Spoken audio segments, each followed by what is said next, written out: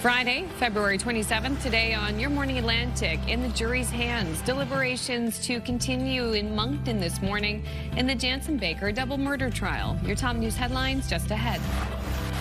And the coldest night of the year. That's the name of the annual national walk that raises funds and awareness for those who are unhoused or living with housing insecurity. We'll speak with the Sydney Soul Harbour's rescue mission about the event in our second hour. Plus, a big debut. We'll chat with PEI's own Alexandra McDonald about skating onto the big screen in the upcoming movie Young Blood. That's a little later in our show. All those and so much more just ahead on the Friday edition of Your Morning Atlantic.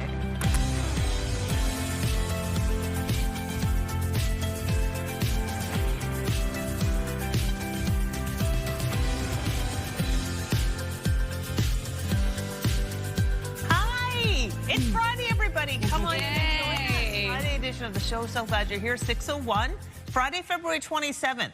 Guess how many days are left in February? One. Two today if you count today. Yeah, it is. Yeah. It's the 28th. That's tomorrow. So if you love February, just savor the sweet last few hours of this month. And if you're happy to see it go, well then you're in luck too, because it's nearly gone. Sayonara. Sayonara. So, okay, so we're talking about the weekend. I think a big factor in everybody's plans is the weather. Yesterday, wow, the sun did come out just like you said it would. And dripping was happening, melting was happening. I was very excited about that. Yeah, right? So we saw things cool down last night into early this morning, so it's going to be a bit chilly starting off the day. Okay. Temperatures are going to be cooler today, although we will be seeing sunshine for all three maritime provinces. Yay. Into the weekend, though, on Saturday, it's warming back up across the Maritimes, and we're going to get sunshine again, so it's going to be a lovely day. Let the melting begin. Is it just me, or are we getting these like little tiny tastes that spring will be here? Oh, yeah. At some point. I'm with you. I went for a little walk to grab a few essentials at the store last night, and the sunlight was there till like 6. So it's getting better. Yeah, for sure. Pieces of hope. Exactly. Well, like I mentioned, it is a bit cooler this morning. Just keep that in mind when you are heading out. You will be seeing sunshine for all three maritime provinces a little bit later on. For St. John's, though, we are going to see some sunshine in your area a little bit later on, and temperatures will warm up. It's already 2 degrees starting off your day, so temperatures not too bad for parts of Atlantic Canada. As I mentioned, temperatures will rise a little bit later on. As of right now, it is -8 degrees in Fredericton, -5 in Charlottetown, -4 early this morning in Halifax, -2 degrees in Sydney, -22 in Labrador City. Over to our wind chill this morning. As you can see, this is what it feels like outside early in the morning. So just something to keep in mind when you are headed out. There is that risk of frostbite into Labrador City. Here's a look at our satellite and radar. We are going to see some precipitation for parts of Newfoundland, Labrador, looking at a bit of either flurry activity and or showers. For the maritime region, we're going to see a lot of sunshine throughout your day today as temperatures cool back down for our daytime highs. But don't worry, we'll warm up yet again into the weekend. As of right now, wind quite light across the Maritimes. Nothing above 17 kilometers per hour right now in North Cape and in Yarmouth. Looking at 15 in Edmonton. No wind gusts to report. We'll take another look at your forecast coming up. But first, a look at your local news with Amanda. Thank you, Latavia. The jury in the Jansen Baker double murder trial is expected to resume deliberations this morning. After receiving instructions from the judge yesterday morning, the jury began deliberating whether Baker was responsible for the shooting deaths of Bernard and Rosemarie Saunier in their home in Dieppe in 2019. The 29-year-old has insisted he did not kill the elderly couple. Just after 7 last night, court was called back because jurors had a question about testimony from 3 Crown witnesses. They retired for the evening just after 8 p.m. and they will resume their discussions at 9:30 this morning. Trailer Park Boys actor Mike Smith will be going to trial in the fall on 1 count of sexual assault. Smith's lawyer entered a not guilty plea on his behalf Thursday in a Dartmouth courtroom. The actor, best known for playing Bubbles on the long-running television series, was charged last October following an alleged assault in 2017 involving a female complainant. Smith's trial in provincial court is scheduled for 3 days in early October. A controversial drop-in center for former convicts in the community of Bridgewater, Nova Scotia, is closing. The mayor shared the news on social media last night, noting the John Howard Society, which opened the facility, seemed ill-equipped to handle it. Further, during one of our early meetings with JHS to address concerns, in their own words, they indicated that the staff at Cedar Place were, quote, neither trained nor equipped to deal with the type of clients we are seeing. As we are all painfully aware, things simply continue to get worse and worse, and it has been a long 2 years of issue after issue pointing directly back to Cedar Place. David Mitchell says the community has seen a sizable increase in drug and criminal activity since the facility opened, and police have reported a 400% increase in incidents resulting in lockups. The mayor says supportive housing above the drop-in center will continue to operate, as will an overnight shelter. Power customers could soon have a new source of energy to plug into. The Mercy River Wind Project near Milton, Nova Scotia, calls for the construction of 33 wind turbines that are expected to produce enough electricity to light up 50,000 homes. Project partner Renewal Energy will sell the electricity directly to customers. Renewal's rates will be competitive with Nova Scotia Power's rates, with the benefit that they will be locked in over long term. I think it's definitely time people are looking for choice. They're looking for competition in the market. The federal government backed the wind farm project through a $206 million loan from the Canadian Infrastructure Bank. As for a timeline, phase 1 of the Mersey River Wind Project will be delivering power to Nova Scotians early next year. Now to the latest prices at the pumps. In Nova Scotia Zone 1, gas increased by 2.6 cents. The minimum price now $1.38.8. Meantime, after an increase earlier this week, diesel fell by 3.5 cents. The minimum price now $1.83.6. And PEI gas fell by 1.7 cents. The minimum price now $1.47.3 a liter. Diesel increased by 5.1 cents. The minimum price now $1.93.5. And in New Brunswick, gas increased by 2.4 cents. The maximum price now $1.42 a liter. And after an increase earlier this week, diesel dropped by 6.5 cents. The maximum price now $1.94.7. Finally, you could probably hear the laughter from downtown Halifax all over the region last night. Appropriately called Laughability 2026, Thursday night's event was in support of the Dartmouth Adult Services Centre, or DASC.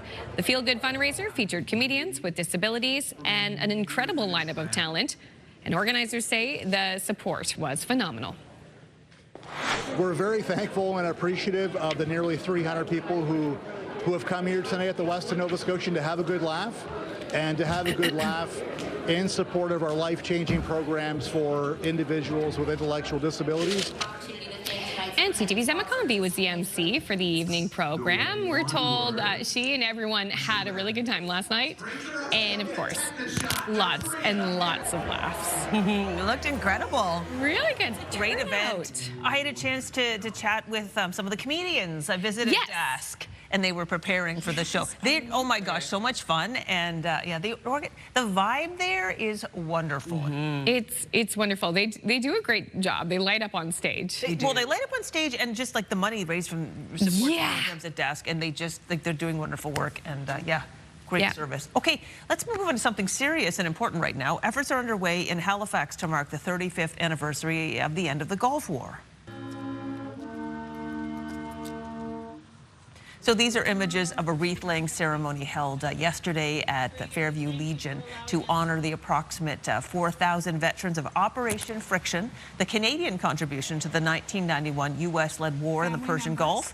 Canada was part of a 35-country coalition to help remove invading forces of Iraq from neighboring Kuwait. Ceremonies will conclude tomorrow at the CFB Halifax dockyard, where there is a flyover scheduled to mark the ceasefire that ended combat operations. We'll have to keep an eye out for that tomorrow as well. Exactly. If you are in the region and you hear the noise, and look up, because it'll be part of that ceremony. Well, good to know. I know one person who's looking up at the sky right now is Latavia. That's true. She'll have the latest look at the Friday forecast and when we can expect some sunshine. I'll also, too, have your first look at your national and international news headlines. We're going to take a live look right now at Moncton, New Brunswick, see how conditions are there. We're waiting for the sun to rise, but as Crystal mentioned, it's nice to have some more sunshine in the morning and in the evening. We also have a time change coming up in a few weeks, but we'll start with the forecast. That's coming up next.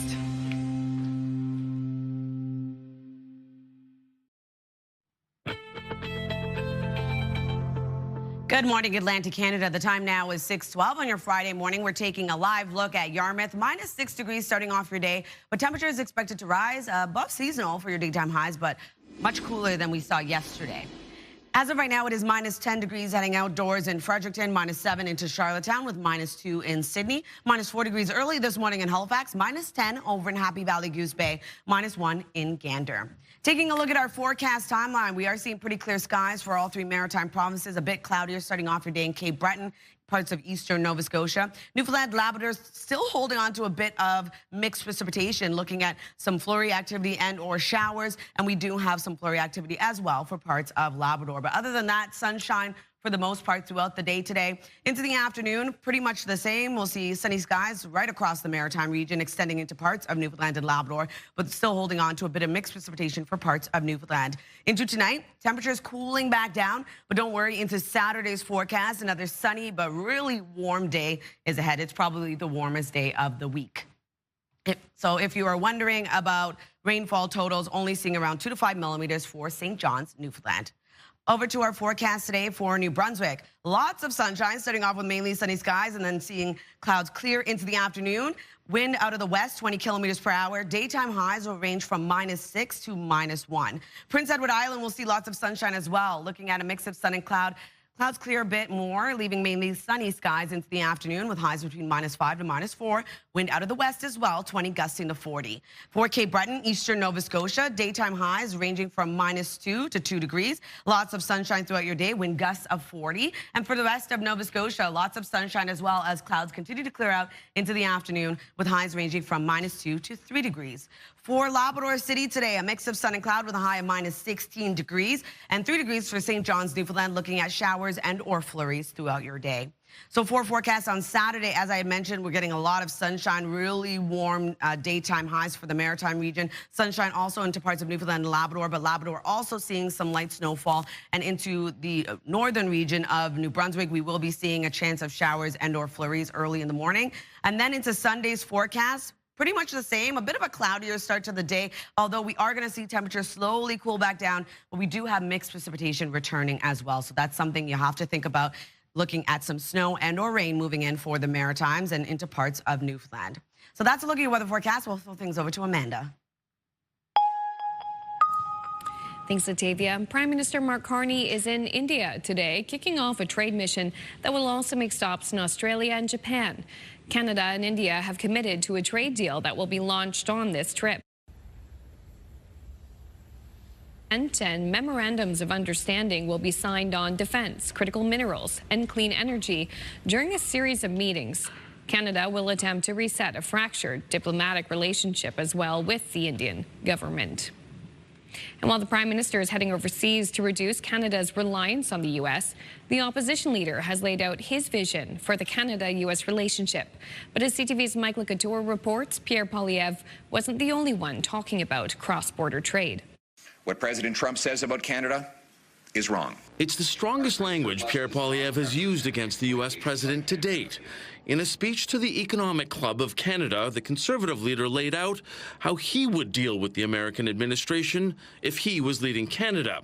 He also took a shot at Prime Minister Carney's assessment of the global trading system. We should not declare a permanent rupture with our biggest customer and closest neighbor in favor of a strategic partnership for a new world order with Beijing. Poilievre told the Bay Street crowd he wants to negotiate a new tariff-free auto pact with the U.S. and end to sectoral tariffs, the revival of the Keystone XL pipeline, and a full exemption from Buy American provisions. I think that Canadians are expecting on this an existential issue for many Canadians, a signal from the opposition leader that he has some solutions. While Poilievre was offering his remedies for the issues with our ally, The minister responsible for trade with the U.S. was giving his own update on negotiations and setting expectations for hard-hit industries like steel, aluminum, lumber, and autos. But those will be bilateral arrangements. Sort of adjacent to would be the bureaucratic phrase, the trilateral trade agreement. While Poilievre has proposed a cross-partisan team to help with the Kuzma review, it's unclear if the government will accept the offer. Meantime, Minister LeBlanc confirms he will meet with U.S. Trade Representative Jamieson Greer in D.C. next week. CTV's Mike Lecouture reporting in Ottawa. Stateside, former U.S. President Bill Clinton will testify today in a closed-door hearing about Jeffrey Epstein. Yesterday, former Secretary of State Hillary Clinton did the same. CTV's Joy Malbin has more on what she said. Heads up. Heads up. Here she comes.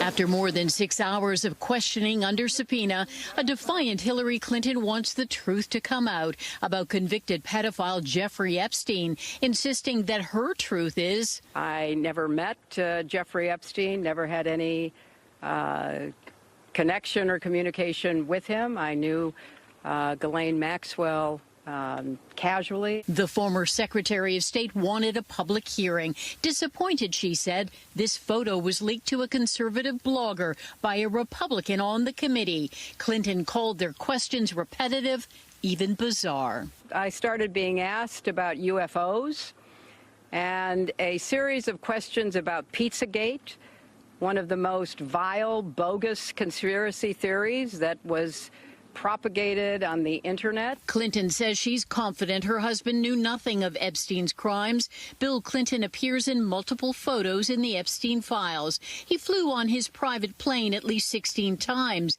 socializing and doing business with Epstein, who donated to the Clinton Charitable Foundation. Ended several years before anything about Epstein's criminal activities came to light, and that he was charged and sadly given a sweetheart deal. New reporting suggests documents are missing from the Epstein files, including an FBI interview with a woman who claims she was forced into a sex act with Donald Trump when she was just 13. She also accused Epstein of assaulting her.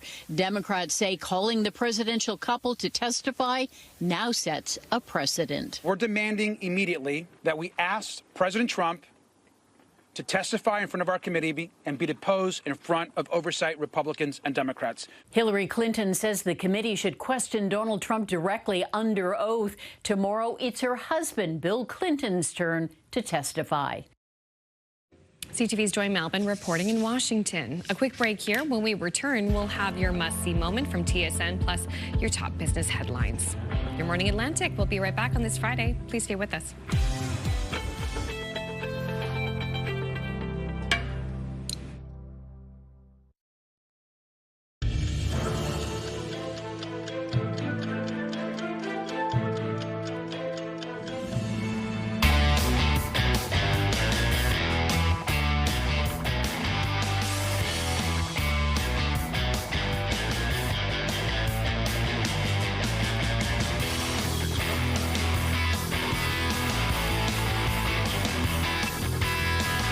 Oh, the 70s. I was going to say rock stars. Right? Yeah, there we go. All right, it's 6:24, and it's time to check in with our friends at TSN Sports Center for today's must-see moment.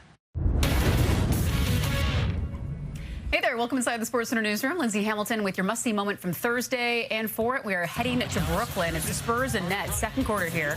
Carter Bryant leaves it for Stephon Castle, soars in for a monster slam. The 6'6" Castle, putting the 6'10" Noah Clowney on a poster, throwing it down with authority. That right there, your must-see moment. Meanwhile, Friday on TSN, you can see the National Lacrosse League in action when the Rush take on the Bandits. Coverage begins 7:30 Eastern, 4:30 Pacific. That's all for now from the Sports Center newsroom. Have a fantastic Friday.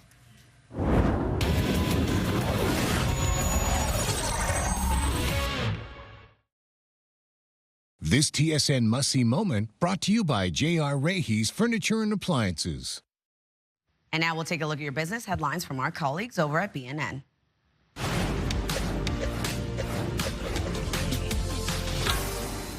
Shares of CIBC hit a record high today after first quarter results came in above expectations. Profit topped estimates, and the bank reported better than expected results in its capital market business. This marks the second straight year CIBC has beat expectations, and this report also covers the first quarter with a new CEO in charge.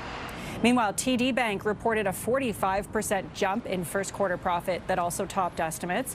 TD says it saw record revenue in Canada thanks to a rise in loans and deposits. Shares of TD rose as much as 2% today, bringing that stock to an all-time high as well. And shares of Stellantis got a bump today after the CEO said the company expects returns in North America to improve. In fact, it's expecting profit this year will grow the most in the North American sector. This comes after the company scaled back on its EV strategy after seeing a loss tied to demand. And here are the closing numbers for the day. The Canadian dollar is down to 73.09 cents. West Texas Intermediate is up to 65.43. Western Canadian Select also up to end the day to 51.08. And the TSX climbing to yet another new high, finishing at 34,501. And those are your business headlines. I'm Lindsay Biscaya. Taking a look at our weekend forecast for New Brunswick, a high of -2 degrees today and sunny skies.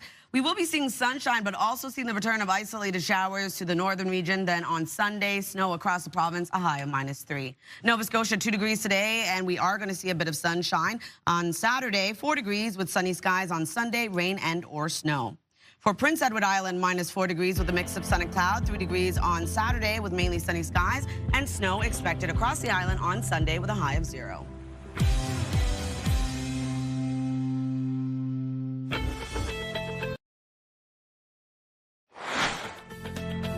Coming up this half hour, how far would you travel for your favorite food?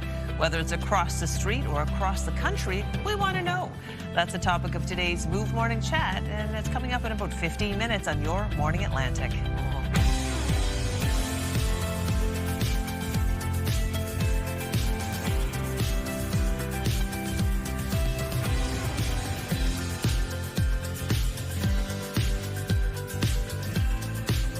Happy Friday. It is also the last Friday of the month of February.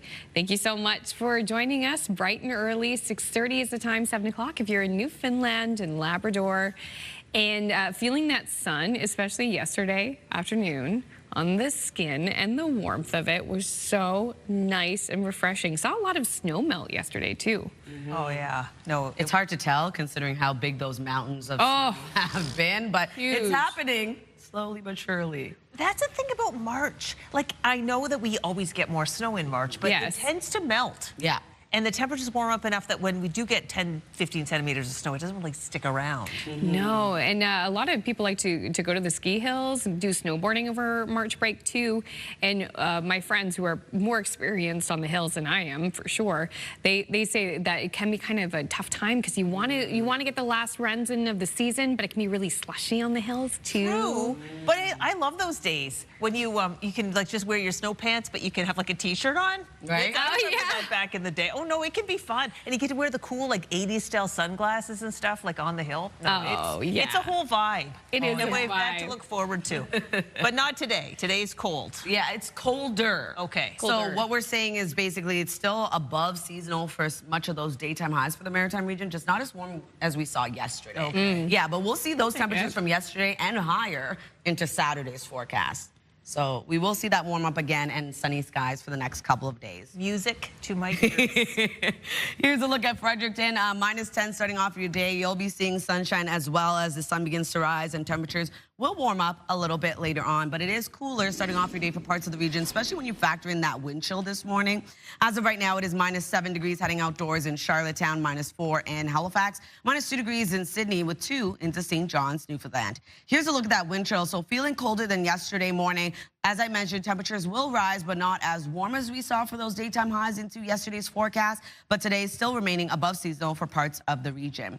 Here's a look at our satellite and radar. Although we are seeing sunshine right across Atlantic Canada today, we also have a bit of mixed precipitation, looking at flurries and or showers for parts of Newfoundland. Labrador seeing a bit of flurry activity as well, and sunshine will be sticking around into the afternoon as those temperatures warm up.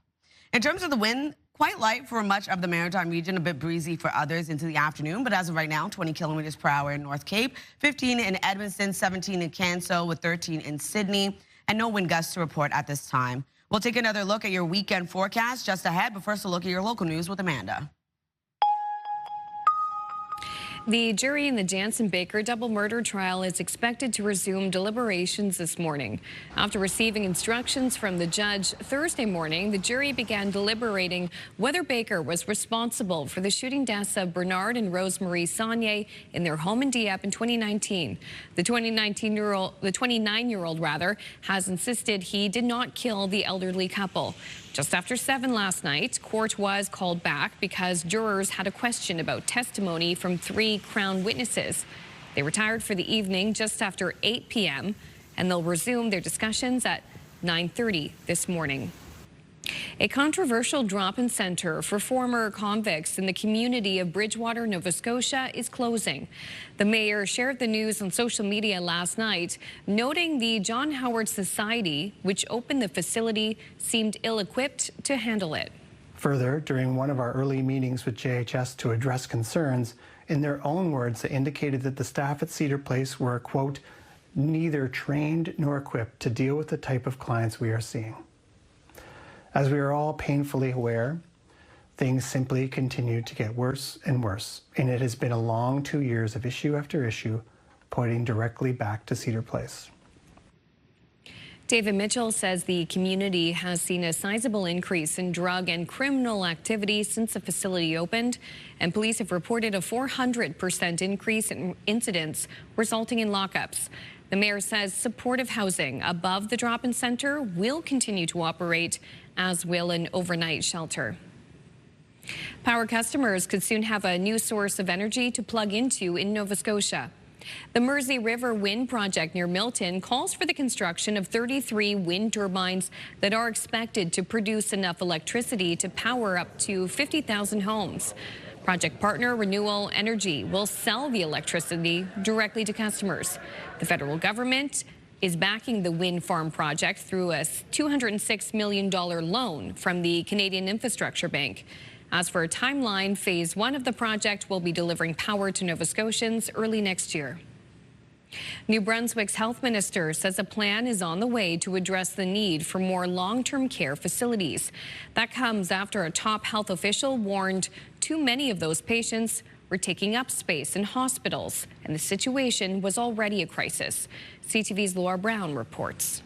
When people don't have family doctors, they get more sick at home, and then they go to the emergency department. They're more inclined to be admitted. If they're senior, they're more inclined to stay in the hospital for longer than they need to. That's one of the more serious issues facing New Brunswick's healthcare system: seniors waiting in hospital for a long-term care bed.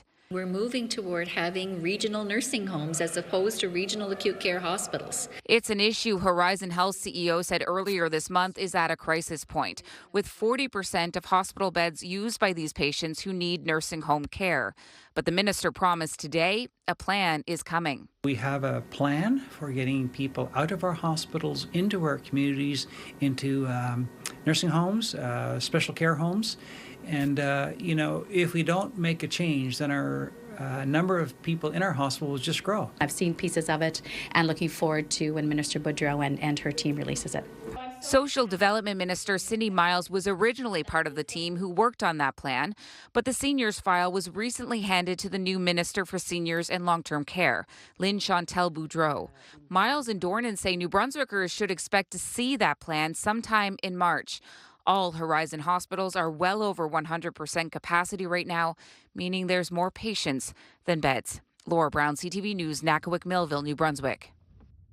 Thank you, Laura. Finally, prices at the pumps now, beginning with Nova Scotia. Zone 1, that's the Halifax area.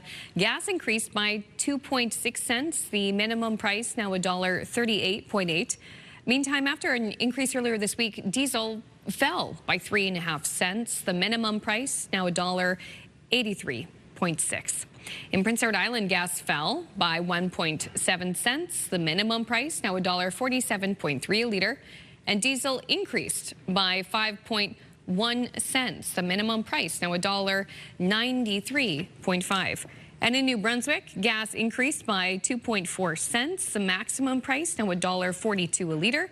And after an increase earlier this week, diesel dropped by 6.5 cents. The maximum price now $1.94.7 a litre. That's your second look at your local news headlines, too. No consistency on the boards at the pumps this morning. I know. In terms of some are up, some are down. Yeah, I know. You just have to go to the pump and find out. Yeah, sadly. Yeah, sadly. All right. This is for you, Amanda. Yes. It's going to be the year of Come From Away in the Maritimes. Besides coming to Neptune Theatre in Halifax this spring and the Charlottetown Festival in the summer, New Brunswick is not being left out. It's a maritime sweep.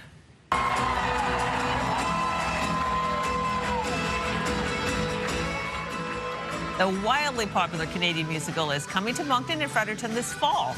This version features all New Brunswick talent. The musical is about Gander's welcoming of American passengers on 9/11. It stars Fredericton-born Broadway star Tony LePage. He was actually on the show chatting about putting this production together. Come From Away plays the Capitol Theatre in Moncton the first week of September, then the Playhouse in Fredericton the following weekend. Tickets go on sale next Wednesday. Oh my gosh, so you have so many opportunities to see it. Very exciting. Super exciting. And you could do like a little Come From Away maritime tour yourself. You could see every production in every province and compare and contrast. Oh, gosh. You need to do that. Okay. I'll do it with you because I've not even seen it before. Crystal, get the tissues. Really? Oh, yeah. You know I will. I cry at the slightest little thing. It's amazing. And you know what? I love that. I know it's returned to Newfoundland and Labrador, but I love how for a long time this play was in New York, in Toronto, and it's an East Coast story. Yeah. And now it's here, and East Coasters can enjoy it. Have you seen it before? No, I haven't. Do you like musicals? Oh, yeah, I do. Really? Yeah, oh, okay. Well, then you need to come too. Beautiful. Listen, we'll have a girls' night. It's a beautiful, beautiful story. Yeah. Still listen to the soundtrack. It's amazing. Wow. Okay, still ahead. We're going to have more entertainment headlines from Hollywood. But coming up next, you hungry? It's the Move Morning Chat. Today, we want to know, how far would you go for your favorite food? I want to know if you recognize that one and where it's from. We're going to have that conversation coming up next.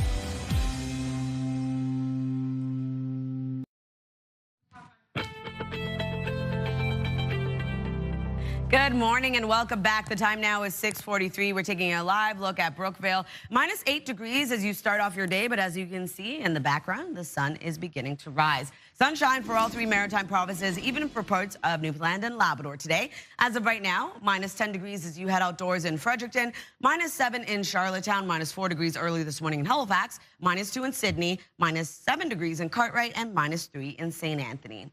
Over to our forecast timeline. As I mentioned, pretty clear skies for the Maritimes. We do have a bit of a cloudier start, but still being left with sunshine into the afternoon as those clouds continue to clear out. Now, Newfoundland and Labrador still dealing with some mixed precipitation, looking at some light snowfall for parts of Labrador. Into Newfoundland, looking at flurries and or showers today. And then into the afternoon, much of the same expected. That takes us into tonight. Temperatures are going to cool down for tonight, bringing us into the weekend. Saturday, a sunny, very warm day ahead. We are going to see probably the warmest temperatures for our daytime highs on Saturday. If you're wondering about that rainfall, though, only seeing around 2 to 5 millimeters for St. John's, Newfoundland. Over to our forecast today for New Brunswick. Lots of sunshine across the province today. Daytime highs will range from -6 to -1 and wind out of the west 20 kilometers per hour. Prince Edward Island, we are going to see a mix of sun and clouds start off the day. Clouds continue to clear out, mainly sunny skies expected into the afternoon. Wind gusts of 40 kilometers per hour with highs between -5 to -4. And sunshine expected for Cape Breton, eastern Nova Scotia as well. Mainly sunny skies today with daytime highs between -2 to +2. And we are going to see wind out of the west as well, 20 gusting to 40. For the rest of Nova Scotia, pretty much the same. Lots of sunshine. Clouds continue to clear out into the afternoon. And daytime highs will range from -2 to 3 degrees, being the warmest is Shelburne and Bridgewater. Wind out of the northwest, 20 kilometers per hour. Labrador City today, a mix of sun and cloud throughout your day with a high of -16 degrees. 3 degrees for St. John's, Newfoundland, looking at showers and or flurries throughout your day. So Saturday's forecast, as I mentioned, sunshine returns for much of the maritime region. We are going to see temperatures really begin to warm up into Saturday afternoon for our daytime highs. Labrador still dealing with some light snowfall. Newfoundland, New Brunswick, northern New Brunswick looking at a mixed precipitation, but that will clear out. And then into Sunday's forecast, we do have another low pressure system making its way over. Temperatures will remain a bit warm, but we are going to see snow and or rain move back in for parts of the maritime region. So that's a look at your weather forecast. We'll throw things over to the Move Morning Chat.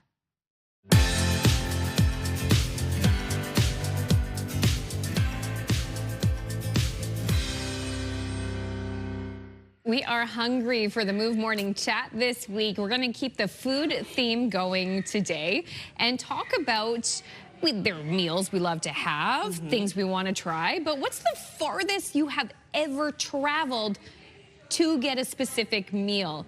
Aaron, where's the story coming from?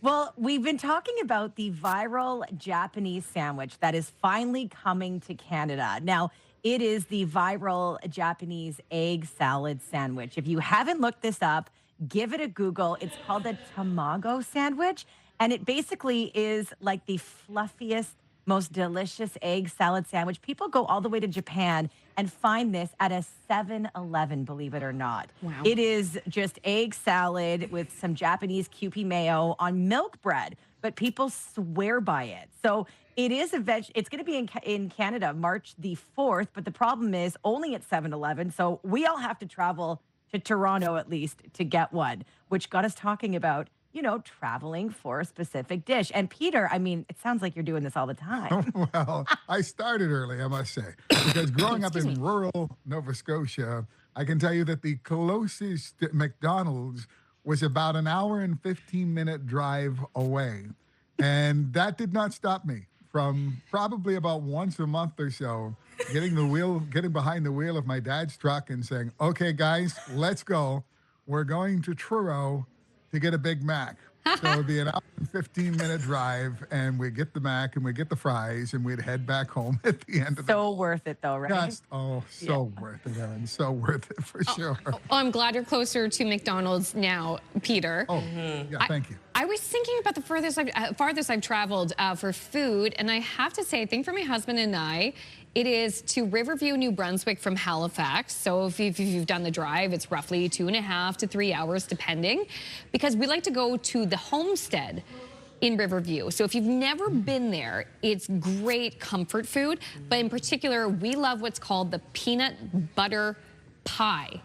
Peanut butter pie. Yeah. It is delicious, it's fluffy, it's rich, but it's also not too sweet. So we'll go out of our way to get this pie, and we don't just like get a slice. When we go in, we actually ask to get the whole pie. Now, usually the servers are like, are you sure? The whole pie? We say, yes, the whole pie. And then we bring it back to Halifax, and in fact, we share it with our in-laws, who also love the homestead and the peanut butter pie. It is incredible. Yum. Well, for me, I don't really travel for food per se, although I love food. But when I go back home, I have to go to my favorite restaurants. So like Jamaican food, just eating it all up. Going to my favorite store downtown, well, Eglinton, St. Clair, it's called Albert's, really high-end Jamaican food. And then there's a bakery right beside it that makes West Indian sweets. And it's so much fun to go there too. And we usually get a big old pie as well, bring it home. And sometimes we even bring it back, especially when we're driving, because why not? So you need some for now. And some for later. And some for later, exactly. This is fun. So we're throwing this question out to our viewers as well. What's the farthest you've traveled for your favorite food? 10400 is the number. We will share your answers later in the show.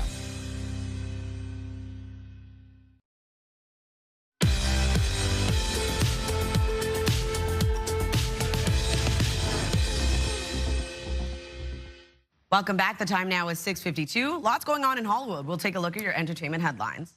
The Bride of Frankenstein. No, just The Bride. Will a new Frankenstein film help revive the box office? Christian Bale at the London premiere for the new gothic romance The Bride, which hits theaters March 6th. I feel like we're sort of in the death throes of theatrical release movies. It's more than having fun. It's like just exhausting yourself in the most joyful way possible because you feel like this might be the end. It's It's been 10 years, but Bruno Mars is finally back. The Romantic, his first solo album of new material since 2016, is out today. The album's first single, I Just Might, has already topped the Billboard Hot 100. The Romantic World Tour launches in April in Las Vegas. I've always believed that every child deserves a fair chance to grow up healthy, hopeful, and surrounded with love. Dolly Parton's bringing her support to the East Tennessee Children's Hospital, which provides world-class pediatric care. As part of this collaboration, it will now be known as Dolly Parton's Children's Hospital. And singer and actor Josh Groban turns 45 today. That's what's happening in Hollywood. Olivia Rubin, ABC News. And a BC photographer is shedding light on a surprise celebrity connection with her father, thanks to some old negatives. CTV's Adam Sawatsky brings it all into focus. When she started working as a photographer, no idea that it would come this far. Susan Swindells was dismissive of digital. It's like, oh, digital can never be as good as film. And never expected to find an envelope full of noteworthy negatives in her father's old files. That's in my dad's writing, Burt Reynolds. What have we got? Turns out they were taken at a wedding. Burt Reynolds and Victoria in a wedding? Like, can't be right? But after Susan developed them, she saw her dad's writing wasn't wrong. Burt was the best man. Took the pictures and had no idea who he was until later. Her dad, Roy Swindells, ran Just Right Photos when these pictures were taken back in 1962, a decade before Deliverance turned Burt Reynolds into a star. No, God! So he was just treating him like the best man and having him carry camera equipment or whatever. So Susan went searching for answers online and discovered Burt was best friends with the groom who'd fallen in love with a woman from Victoria. And the actor later cast his BC buddy in small parts in major movies like Smokey and the Bandit. What do you do besides drive fast? Have fun. When I was telling people, some people go, who's Burt Reynolds? You know, my younger co-workers for sure had to look it up. Well, Burt's fame, since becoming one of the biggest stars in the 70s and 80s, may have faded. Susan says her love and admiration for the man who took the pictures endures. I mean, my dad's been gone for 20 years now and brings it back to life. So, no matter whether you're taking photos with film or doing it digitally, all my pictures now are done on the phone. Capturing a celebrity is certainly superficially satisfying. Just kind of fun to reminisce about. But it's preserving the memories we make with family and friends, Susan has learned, that prove to be the most meaningful. Something that can be a shared thing, and looking at pictures. I love it. Adam Sawatsky, CTV News, Langley. Taking another look at our weekend forecast, starting off in New Brunswick, a high of -2 degrees today, lots of sunshine across the province. On Saturday, 5 degrees, mainly sunny skies. We do have isolated showers for the northern region. And then on Sunday, cooling back down -3 degrees with periods of snow across the province. For Nova Scotia, 2 degrees today, lots of sunshine, warms up to 4 degrees on Saturday with sunny skies. On Sunday, 5 degrees with rain and or snow. For Prince Edward Island, -4 degrees today with a mix of sun and cloud, mainly sunny skies on Saturday with a high of 3, 0 on Sunday, periods of snow across the island. Time now, 6:56. Stick with us. We'll be right back after this.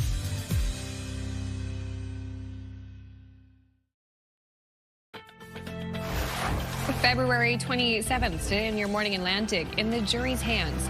Deliberations to continue in Moncton this morning in the Jansen Baker double murder trial. Your top news headlines just ahead.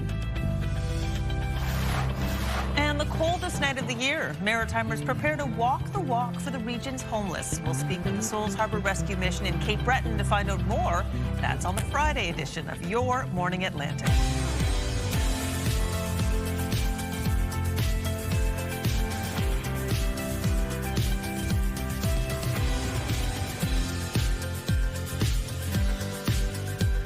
Rise and shine, Atlantic Canada. It is Friday. We made it to the end of the week, almost at the end of the month.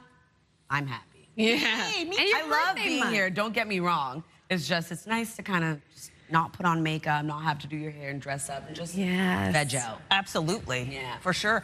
I really paid attention to our opening there, and I was very inspired. The people in our opening go for a run in the morning. Yeah. They're making pancakes. Oh, like yeah. on a weekday. They're doing great. What a life. Some of them, they have a little Jack Russell waking them up. Right? That's my That's basically favorite. you guys on the weekend, really. 100%. Like, yeah. I wake up early. Am I making pancakes? No. No. That's a Kyle job. Oh, there we go. Running? Get me away from my kids. Okay. Oh, my God. So I want to turn our attention to the weekend. Yes. We're looking at a warm day with some melting for sure going to be happening. I'm excited about this, Latavia. I know. The next couple of days into the weekend, Saturday, Sunday, warming up. We do have a bit of mixed precipitation at the end of the weekend, but sunshine for today and tomorrow. So we'll take it. Yeah, I did see some people out running yesterday in the afternoon. They had the shorts on. Right. They were taking the gloves off. Sign of the season. I know. Maybe you'll want to do your long run on Saturday versus Sunday. There you go. Because of the sunshine. You're going to get snow and rain on Sunday. Oh, yeah. Not like the elements stop, Amanda. Oh, yeah. But she's gonna be long. Yeah, 22. 22. 22K. Wow. Okay. Well, there you go. Okay, where is this? Is this? Iona. Okay. Iona. I hardly know her. Oh, it's a beautiful spot, It is a great particularly spot. this morning. Gorgeous. As you can see, the sun is already beginning to shine early in the morning. We are going to see sunshine for all 3 maritime provinces throughout the day today. A bit of a cooler start to the day. Just keep that in mind when you are heading out. But temperatures will warm up above seasonal for some of our daytime highs at least. Minus 10 degrees in Fredericton this morning with minus 7 in Charlottetown, minus 4 degrees in Halifax, minus 2 in Sydney, 2 degrees over in St. John's, Newfoundland, minus 22 in Labrador City. Here's a look at that wind chill early this morning. As I mentioned, temperatures will warm up, but it is feeling quite cold for many areas across the region this morning. And there is that risk of frostbite over in Labrador City. So we do have flurries and or showers for parts of Newfoundland today. Labrador seeing a bit of flurry activity as well. For the maritime region, though, lots of sunshine across all 3 maritime provinces. And for the most part, we are going to see light wind, but a bit breezy for parts of the region. As of right now, 20 kilometers per hour in North Cape with 17 in Canso, as well as into St. John, New Brunswick, 15 in Edmundston. No wind gusts to report at this time. We'll take another look at your long-range forecast, but first we'll look at your local news with Amanda. We begin in New Brunswick. The jury in the Jansen Baker double murder trial is expected to resume deliberations this morning. After receiving instructions from the judge Thursday, the jury began deliberating whether Baker was responsible for the shooting deaths of Bernard and Rosemary Saunier in their home in Dieppe in 2019. The 29-year-old has insisted he did not kill the elderly couple. Just after 7 last night, court was called back because jurors had a question about testimony from 3 Crown witnesses. They retired for the evening just after 8 p.m. They'll resume their discussions at 9:30 a.m. A controversial drop-in center for former convicts in the community of Bridgewater, Nova Scotia is closing. The mayor shared the news on social media last night, noting the John Howard Society, which opened the facility, seemed ill-equipped to handle it. Further, during one of our early meetings with JHS to address concerns, in their own words, they indicated that the staff at Cedar Place were, quote, neither trained nor equipped to deal with the type of clients we are seeing. As we are all painfully aware, things simply continue to get worse and worse, and it has been a long 2 years of issue after issue, pointing directly back to Cedar Place. David Mitchell says the community has seen a sizable increase in drug and criminal activity since the facility opened, and police have reported a 400% increase in incidents resulting in lockups. The mayor says supportive housing above the drop-in center will continue to operate, as will an overnight shelter. Now to the latest prices at the pumps on this Friday morning. In Nova Scotia's Zone 1, gas increased by 2.6 cents. The minimum price now $1.38.8 a litre. Meantime, after an increase earlier this week, diesel fell in Nova Scotia by 3.5 cents. The minimum price now $1.83.6. In PEI, gas fell by 1.7 cents. The minimum price now $1.47.3. Diesel increased by 5.1 cents. The minimum price now $1.93.5. And in New Brunswick, gas increased by 2.4 cents. The maximum price now $1.42 a litre. And after an increase earlier this week, diesel dropped by 6.5 cents. The maximum price now below the $2 mark. It is $1.94.7. Power customers could soon have a new source of energy to plug into after a new project was announced to harness wind on Nova Scotia's South Shore. CTV's Jonathan McGuinness has more. competition is coming for power customers across Nova Scotia. I think it's definitely time people are looking for choice. They're looking for competition in the market. It's coming in the form of renewable energy produced by the Mersey River Wind Project. It's been 4 years in the making. Renewable Energy's president, Dan Roscoe, says electricity will be sold directly to residents and businesses. Renewables rates will be competitive with Nova Scotia Power's rates, with the benefit that they will be locked in over long term. The federal government backed the project through a $206 million loan from the Canadian Infrastructure Bank. To support the development of this wind farm along the Mersey River, which will include installation of 33 wind turbines and related grid infrastructure. We are really proud to see this project produce almost 150 megawatts of zero-emission electricity. That's enough to power 50,000 homes. The federal Minister of Energy and Natural Resources also committed $5 million in funding to support the next stage of the province's offshore wind project. It is truly a world-class resource. It has got some of the best capacities anywhere in the world. And if we can harness that energy using the best technology in the world, it's an opportunity to bring energy-intensive industry right here to Nova Scotia. As for a timeline, Phase 1 of the Mersey River Wind Project will be delivering power to Nova Scotians early next year. Jonathan McGuinness, CTV News, Hunts Point, Nova Scotia. Thank you, Jonathan. Finally, Canada's Paralympic team is heading to Italy.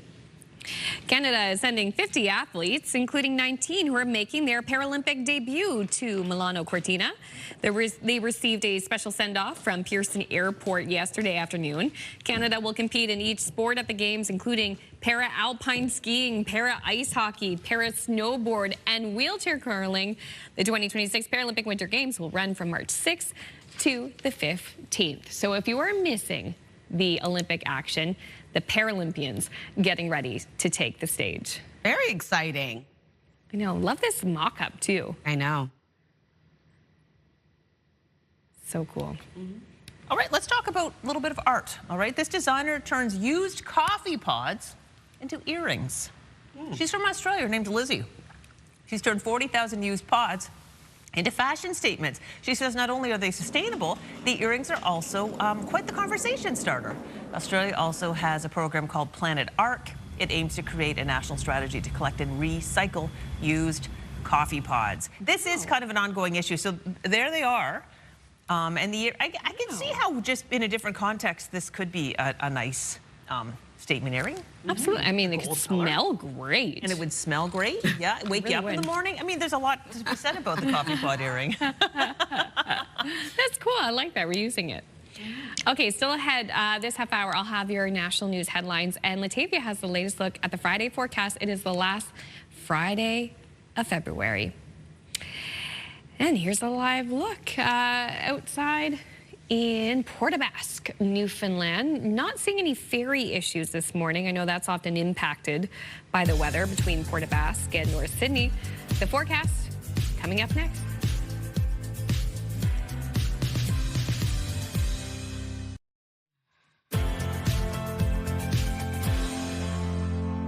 Good morning and happy Friday. The time now is 7:12. We're taking a live look at Quispamsis. Starting off at -10 degrees, going to see lots of sunshine in your area as well. Sunny skies for all three maritime provinces today. A bit of a cooler start to the day, but temperatures expected to rise a little bit later on. As of right now, it is -11 degrees heading outdoors in Fredericton, -8 into Charlottetown with -2 in Sydney. -5 degrees in Halifax, -12 degrees over in Happy Valley Goose Bay, and -2 degrees starting off your day in Gander. Over to our forecast timeline. So we are going to see sunshine for all three maritime provinces. A bit of sunshine for both Newfoundland and Labrador as well. But for Newfoundland, we do have mixed precipitation in the forecast, flurries and or showers. And for parts of Labrador, looking at a bit of flurry activity as well. Into the afternoon, much of the same. Our daytime highs will remain above seasonal for the most part, but we are going to see them be cooler than we saw yesterday's forecast. And then into tonight, temperatures cool back down. Factor in that wind chill, feeling a lot colder for parts of the region, taking us into early Saturday morning. Another cold start to the day, but temperatures really warming up for the daytime highs, and lots of sunshine remains in the forecast. If you're wondering about precipitation totals, only going to see around 2 to 5 millimeters of additional precipitation for St. John's, Newfoundland. Here's a look at our forecast today for New Brunswick. Lots of sunshine across the province as clouds continue to clear out into the afternoon.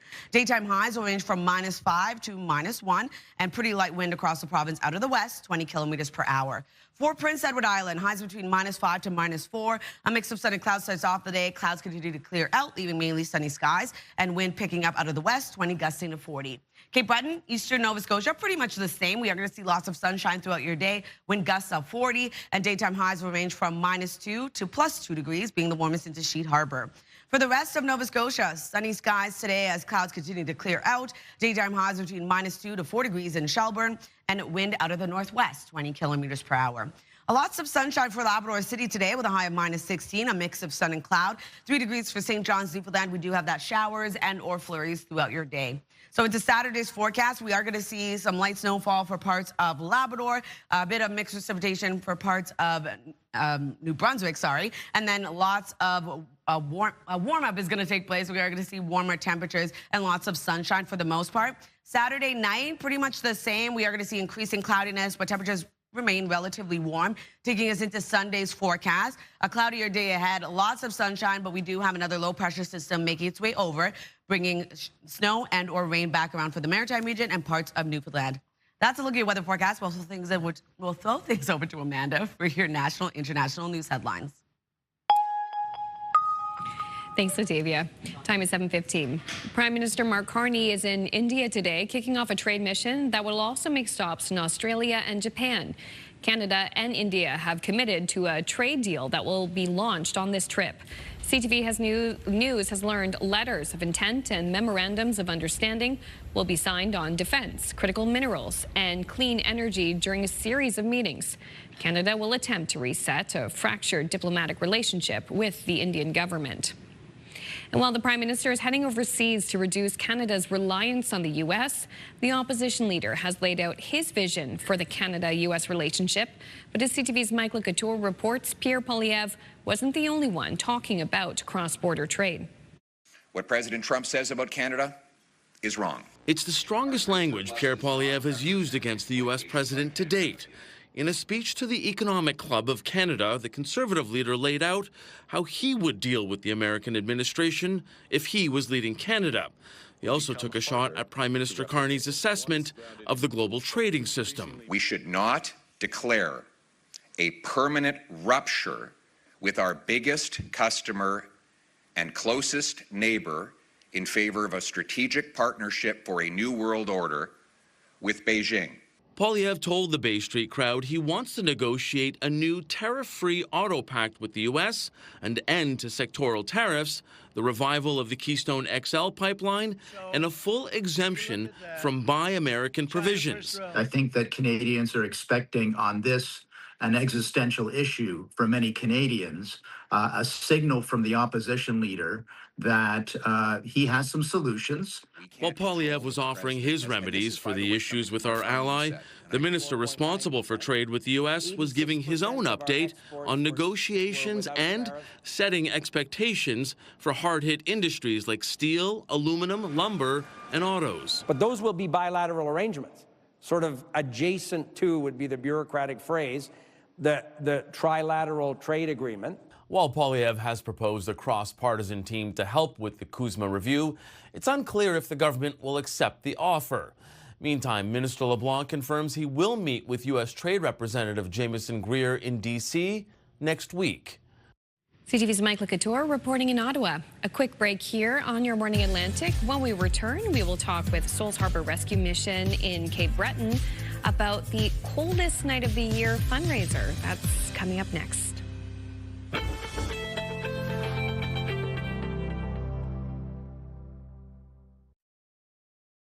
Move Mornings with Aaron and Peter. Weekday mornings on Move 100. The most fun in the morning. And home of the $1,000 minute. Only on Move 100 Halifax. Well, welcome back. It's 7:21. Now, tomorrow, February 28th, marks the annual Coldest Night of the Year walk in support of those experiencing homelessness. Souls Harbor Rescue Mission has seen an increasing need for services in Cape Breton since expanding there 2 winters ago. Joining us from Point Edward is Cherry Laxton, the CAO for Souls Harbor Rescue Mission. Good morning, Cherry. Good morning. I'm glad to be here. Yes, well, tell us more about the longest night of the year walk tomorrow. Certainly. So the coldest night of the year is actually a national event held by obviously hundreds of not-for-profits across the country. Here for us, it's our largest fundraising event for the year. We hold it at 3 different locations: Halifax out of our Lower Sackville location, in Bridgewater, and right here in Sydney. Okay, so how essential is this fundraiser for your efforts in Cape Breton? It's huge because, like I said, it is our largest fundraising event. And obviously, all those funds allow us to continue the services that we provide here, but also to expand them. We actually, yesterday was our 2-year anniversary from our grand opening in Sydney Mines, which is our first Cape Breton location. We've since opened New Waterford, and I'm speaking to you this morning from our 6-month recovery program for women with addictions right here in Point Edward. So, like I said, the need has increased. So for us to be able to use these funds to continue and expand those services is amazing. Yes, we're showing images of walks taking place. These fundraising walks are happening across the country. I understand that the goal for your organization is $40,000, and I just checked out your site, 86% of the way there. That's huge. Support has been already very, very good. The support that we've seen here in Cape Breton has actually been phenomenal. Like since our opening at our locations, and certainly for the walk as well, we've actually outdone our goal every year that we've done it here. It's been phenomenal. That's fantastic. Right now, what are your biggest challenges?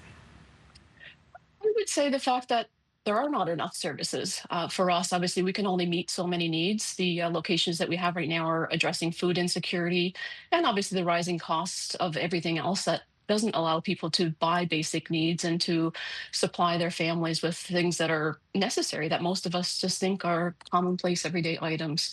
That's why we have our free mart locations in our drop-in centers to allow people to come in and access free clothing and some household items and hygiene products and so on. Because again, those costs are rising and the income is not keeping up with those costs. So like I said, for us to be able to provide those services makes a big difference to that community. Well, we have some graphics right now showing the details of the walk that's happening tomorrow in Cape Breton.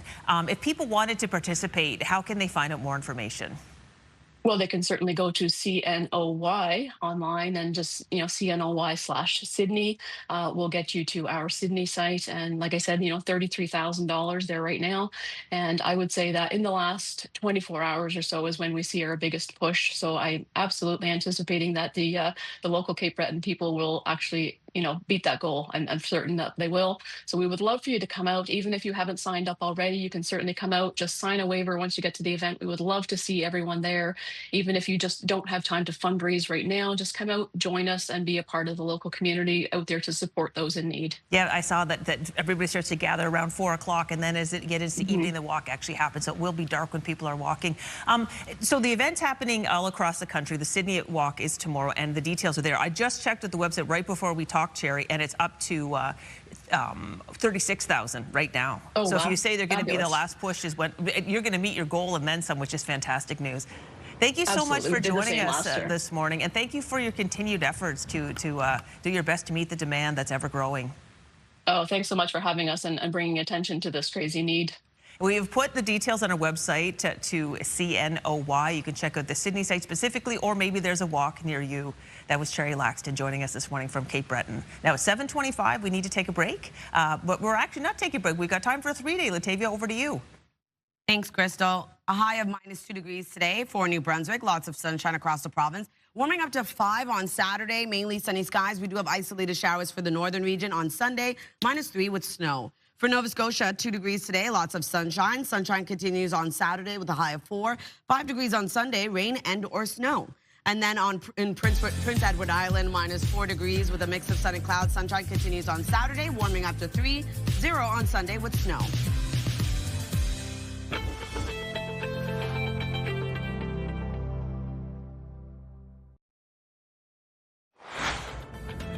Just ahead this half hour, everything old is new again. Halifax's Steel Wheels Motor Museum has 2 new to them very old vehicles on display. We're going to kick the tires on those, figuratively, coming up here in 15 minutes on Your Morning Atlantic.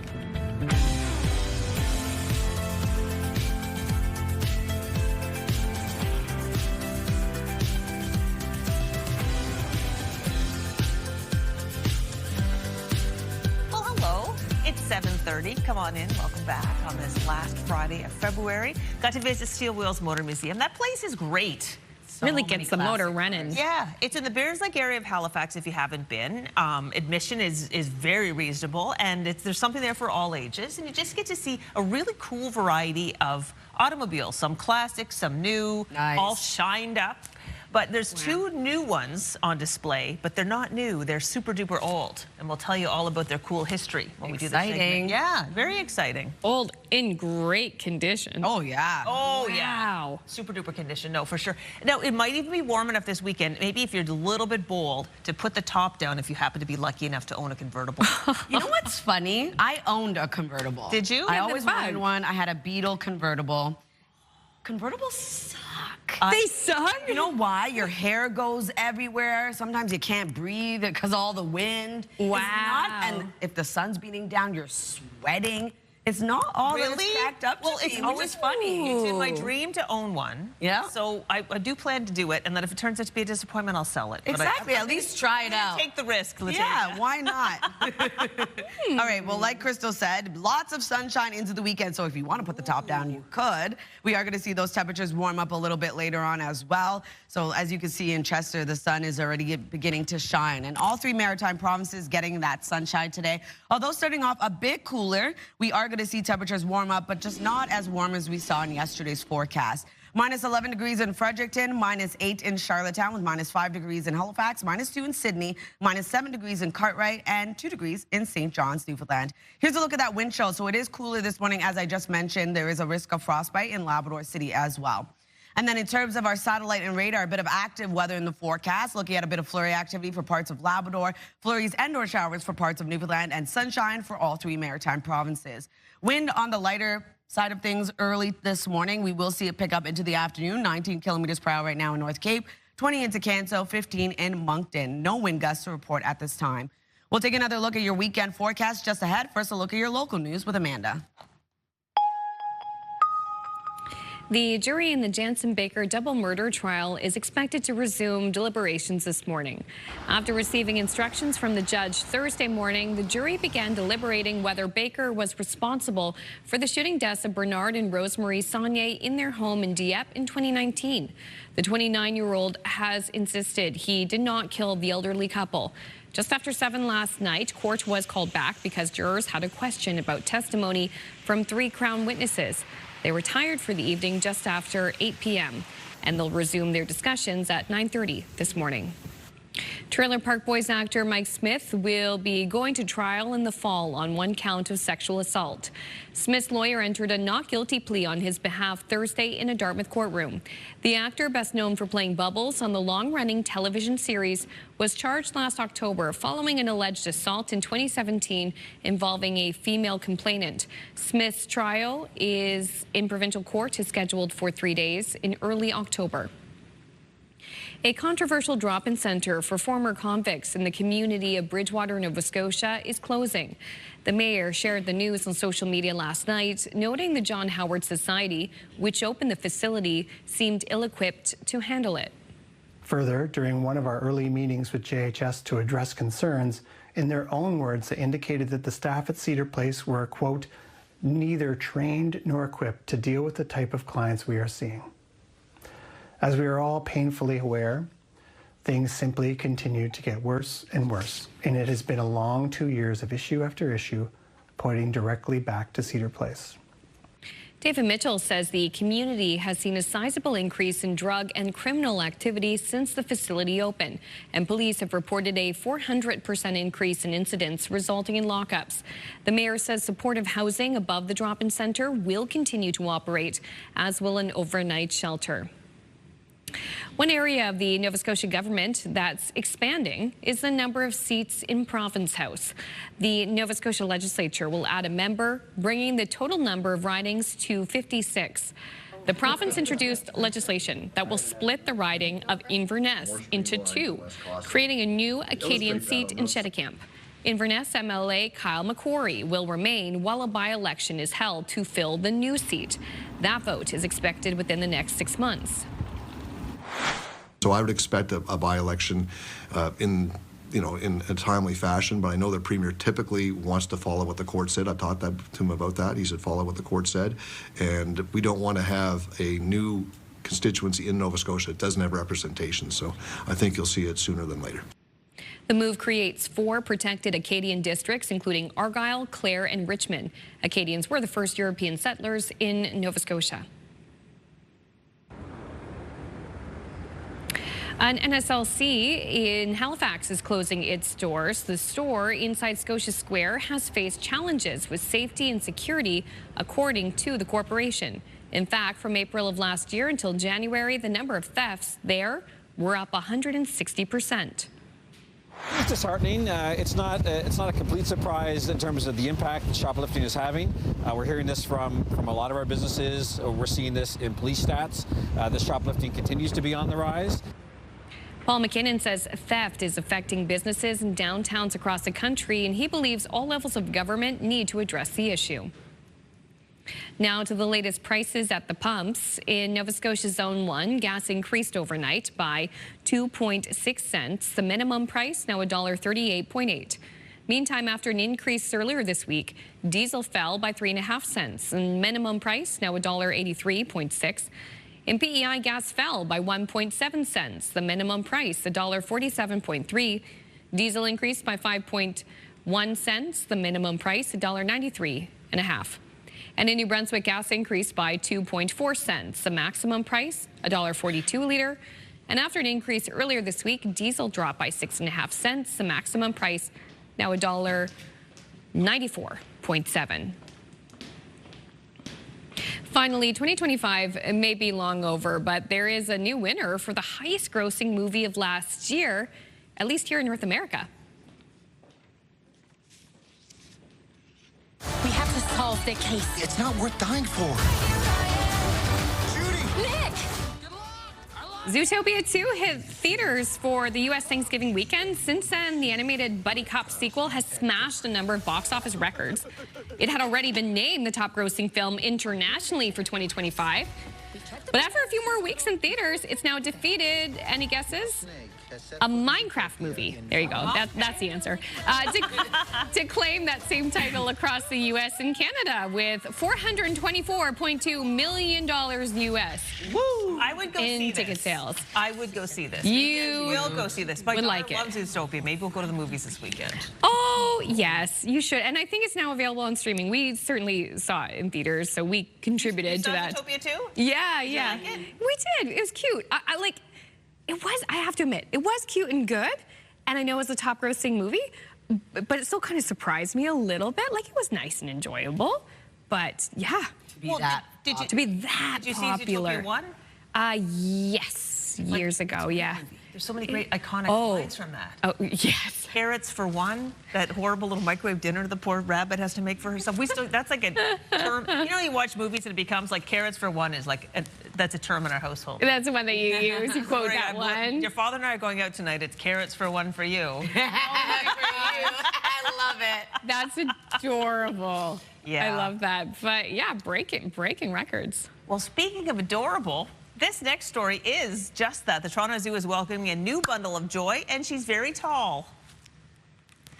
This is the female giraffe calf who was born Sunday morning, and she was standing within about 30 minutes. The mother and calf are doing well, and they've been left alone to bond following the birth. Now, just wait. We're going to get to see some better images. Wow. There we go. Oh, what my a goodness. Yeah, she's doing well. It's a kind of a happy, sad situation. Oh, my gosh, look at her romping about. She's delightful. The father, Kiko, died last month. Oh, my gosh. Yeah, but the mother and baby are doing great. So, wow. yeah. Wow, wow. Also, random fact, giraffe babies, when they're born, mom's standing. Really? They got a long drop. Yeah. But they're good. Even the babies are tall. I've seen a baby giraffe and well, not the baby, but I saw one. We were actually at a zoo and we saw the giraffe. We're like, oh my gosh, that giraffe is so tall. Everybody's like, whoa. And then it turned out it was like a juvenile. Then the parents walked in and it was like so much taller. Wow. We lost our mind. That's cool. Wow. Yeah, love it. Okay, maybe you've traveled to the Toronto Zoo to see the giraffes. Maybe you've traveled there to get something really good to eat. That is the Move Morning Chat today. We want to know what's the farthest you've traveled for your favorite food. Could be around the corner. Well, it could require a plane flight. We want to know. 10400 is the number. Send us a text. We'll share your answers later in the show. Also, too, coming up after the break, Latavia has the Friday forecast for the last Friday of February. Plus, we're going to get your motors running. If you're a car buff, then the Steel Wheels Motor Museum has 2 new vehicles you'll want to check out. Crystal gets those details when we return.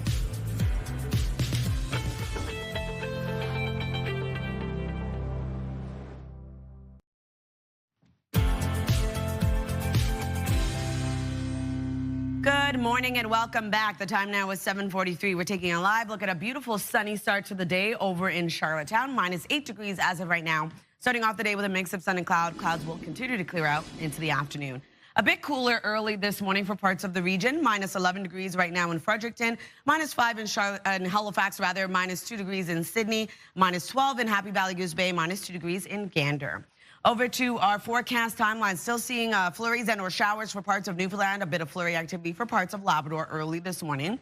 Still seeing a bit of sunshine, though, for parts of those provinces. Into the Maritime region, all 3 Maritime provinces seeing lots of sunshine throughout the day today. Daytime highs will warm up, but still going to remain cooler than yesterday's forecast, but going to be above seasonal for the most part. Into this evening, temperatures cool back down. Pretty clear skies remain. Taking us into early Saturday morning, another sunny day ahead, but we do have a bit of mixed precipitation on its way. And not only that, temperatures still remaining quite warm into the weekend. If you're wondering about that rainfall, only seeing around 2 to 5 millimeters of precipitation for parts of St. John's, Newfoundland. For New Brunswick today, lots of sunshine as clouds continue to clear out into the afternoon. Daytime highs will range from -5 to -1 and wind out of the west, 20 kilometers per hour. And then for Prince Edward Island, highs between -5 to -4. A mix of sun and clouds starts off your day. Mainly sunny skies expected into the afternoon. Wind picking up out of the west, 20 gusting to 40. And then for Cape Breton, eastern Nova Scotia, same thing. We're looking at lots of sunshine throughout your day with highs between -2 to +2 being the warmest into Sheet Harbor. Wind gusts of 40.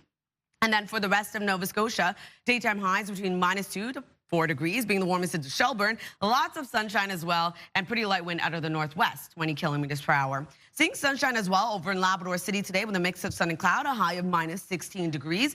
3 degrees for St. John's, Newfoundland. Showers and or flurries expected throughout your day before clearing out before the evening. So into Saturday's forecast, we do have a bit of mixed precipitation, a chance of showers and or flurries for parts of northern New Brunswick. Still seeing some flurry activity moving back into parts of Labrador. Saturday, though, still seeing lots of sunshine into the afternoon. And then Saturday night, we'll start to see that mixed precipitation clear out of New Brunswick. Still holding on to snowfall for parts for Labrador and parts of Newfoundland. It will start to move in as well. Sunday's forecast, much warmer for our daytime highs yet again. We have another low pressure system making its way over, bringing snow and or rain back around. So that's a look at your weather forecast. We'll throw things over to Crystal. We are at Steel Wheels Motor Museum. I am joined by Jennifer Hollum, and I know that you love this place. I think this is one of Halifax's most hidden gems. Well, thanks so much, Crystal. I do love this place. It's my home away from home. I probably spend more time here than I've spent at my home the last 3 years. Steel Wheels is a very special place. It's a place that would people can discover their car story, and we do believe that everyone has a car story, even if they don't know what it is yet. When I look around, you don't have to be necessarily even a car fan. Famous cars from movies like The Mystery Machine and Back to the Future. Like, I feel like there really is a car for every person in this museum. Well, there is, and sometimes your car story is actually the car that someone else drove. It could be the car your grandmother owned, the car that your parents went to their wedding in. It could be the car your dad always wanted and never got to buy. That's one of the things we love best here, is that we really do provide a place where people can make memories together, no matter the weather. Yeah, that's what I love about it too. You want to go out and do something on a day when the weather's a bit nasty. This place, it's always gorgeous. The cars are shining in the sun every day here. Every single day, every single day. We actually have a whole wall that shows the outside. No matter the time of year, you don't even have to be looking out a window. Okay, we're going to showcase two very special cars that are only here for limited time. Shall we go check them out? Absolutely. So this is a 1910 McKay. It was built right here in Nova Scotia. It was built in Amherst. So the McKay Car Company started in a little spot in Kentville. They were able to get the capital together to put a big factory together in Amherst and began building these vehicles. They were really considered kind of a luxury vehicle at the time. They had a touring vehicle, and actually this was built from a touring vehicle to look exactly like their coupe. And you've got the little, kind of kerosene street lights or headlights on them. Really, beautiful woodwork in this vehicle, and it's a true testament to what, our world was like in 1910 and how we really had an appreciation for the new things that we were putting together and putting on the road. Yeah, it is beautiful. This does look luxurious. I love that it was built right here in Nova Scotia, and that's kind of cool because this is on loan from a special museum. It is. It's from the Canadian Automotive Museum in Oshawa, Ontario, Auto City. I absolutely love it. The windshield, the brass, all of it is just like chef's kiss. Oh yeah, absolutely. But this vehicle was able to make some pretty long trips. The McKay at one point made a trip from Halifax out to Winnipeg, and this is in the early 1900s with the intention of trying to build a facility out there. So they were go-getters. They were trying to make things happen. All right, and there's one more vehicle to showcase. This one is a beauty. 1914? 1914 Galt. It's named a Galt after the town it was built in, which is Galt, Ontario, which is actually named Cambridge, Ontario now. It's the first hybrid that was built in Canada. So a lot of people don't realize that the hybrid and the electric car industry dates way back. It actually predates the gas car industry. I did not know that. Everyone acts like it's a new concept, but it's actually a new old concept. That's the kind of thing you learn at this museum. Absolutely. Absolutely. And the early electric cars were actually marketed to women. Interesting. I love it. Can we please zoom in on this, I guess it's a signal, but this left and this right, that is so cool. Tell us a little bit more about that. What's happening here?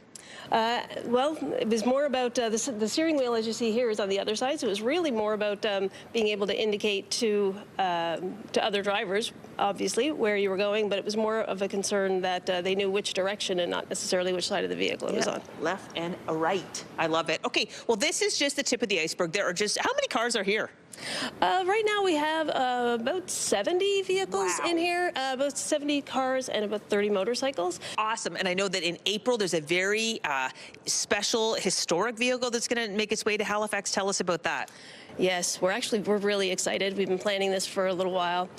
Terry Fox's Ford Econoline, the 1980 Econoline, is making its way back here to Halifax and is going to be set up as an exhibit here in Steel Wheels. The launch is April 12th, which is actually the day that the Marathon of Hope began in 1980. And we've been working with the Terry Fox Foundation to bring this to fruition. We're super excited about it. We're hoping to work with some running clubs and build this into a cancer fundraiser as well. Wonderful. Well, that's another thing you're doing, working with charitable organizations to raise money. Thank you so much for this visit today. We'll be back in April. Oh, I hope so. All right. We have put all the information about Steel Wheels Motor Museum on our website, but come on and check it out. The place is a treasure trove. So cool. Thank you, ladies. Health and medical news now. A study finds heart disease in women is projected to rise sharply within 25 years, at least stateside. It's one of the topics in Your Health.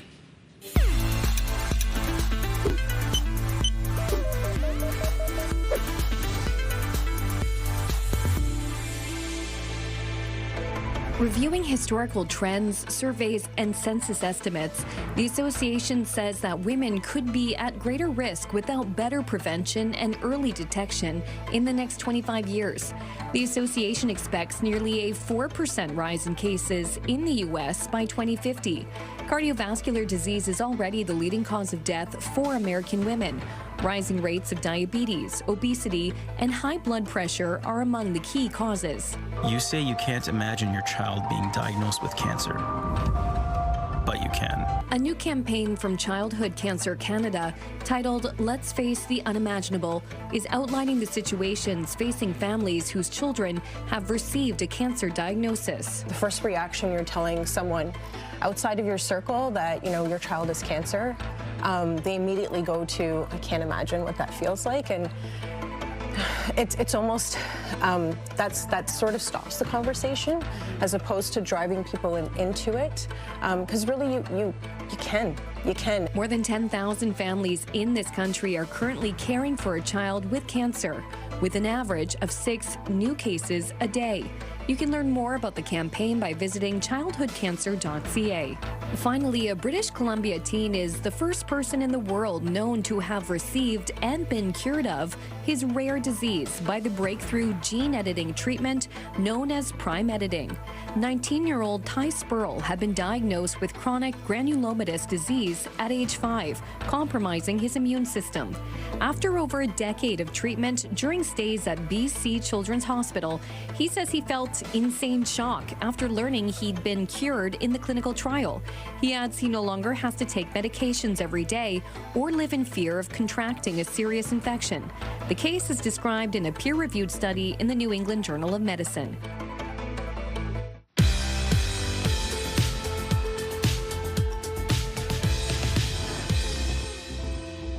We have no milestones to pass along for you today, but if you'd like to see previously aired milestones or find out how to submit one, you can visit our website by scanning the QR code on your screen. And a reminder, milestones must be received 2 weeks in advance.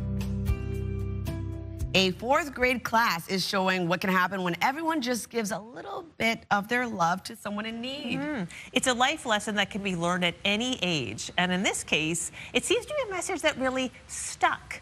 You'll get this in a second with the overwhelmed recipient. ABC's Danny New has this heartwarming story.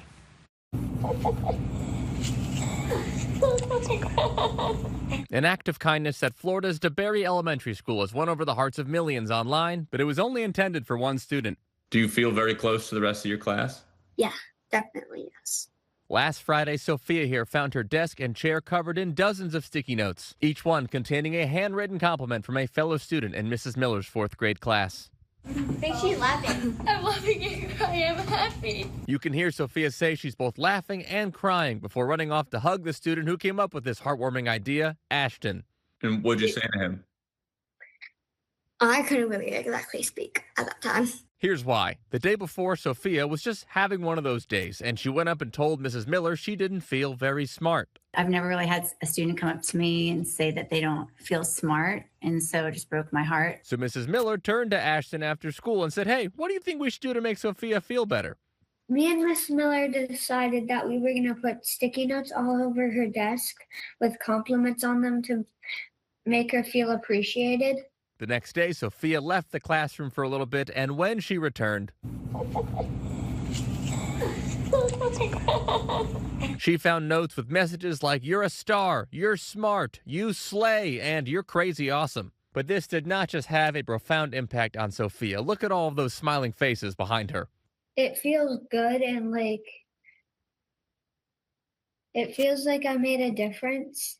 And what will become of all of these little big notes of encouragement? What are you going to do with these sticky notes? I'm going to keep them forever. And I mentioned this has inspired a lot of people online, and Mrs. Miller told me that a couple in Texas even reached out to say they want to buy the whole class a pizza party with soda. Well deserved. In New York, for ABC News, I'm Danny New.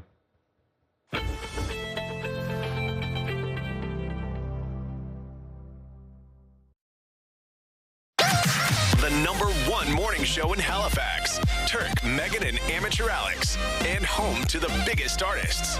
Halifax's #1 hit music station. 101.3 Virgin Radio.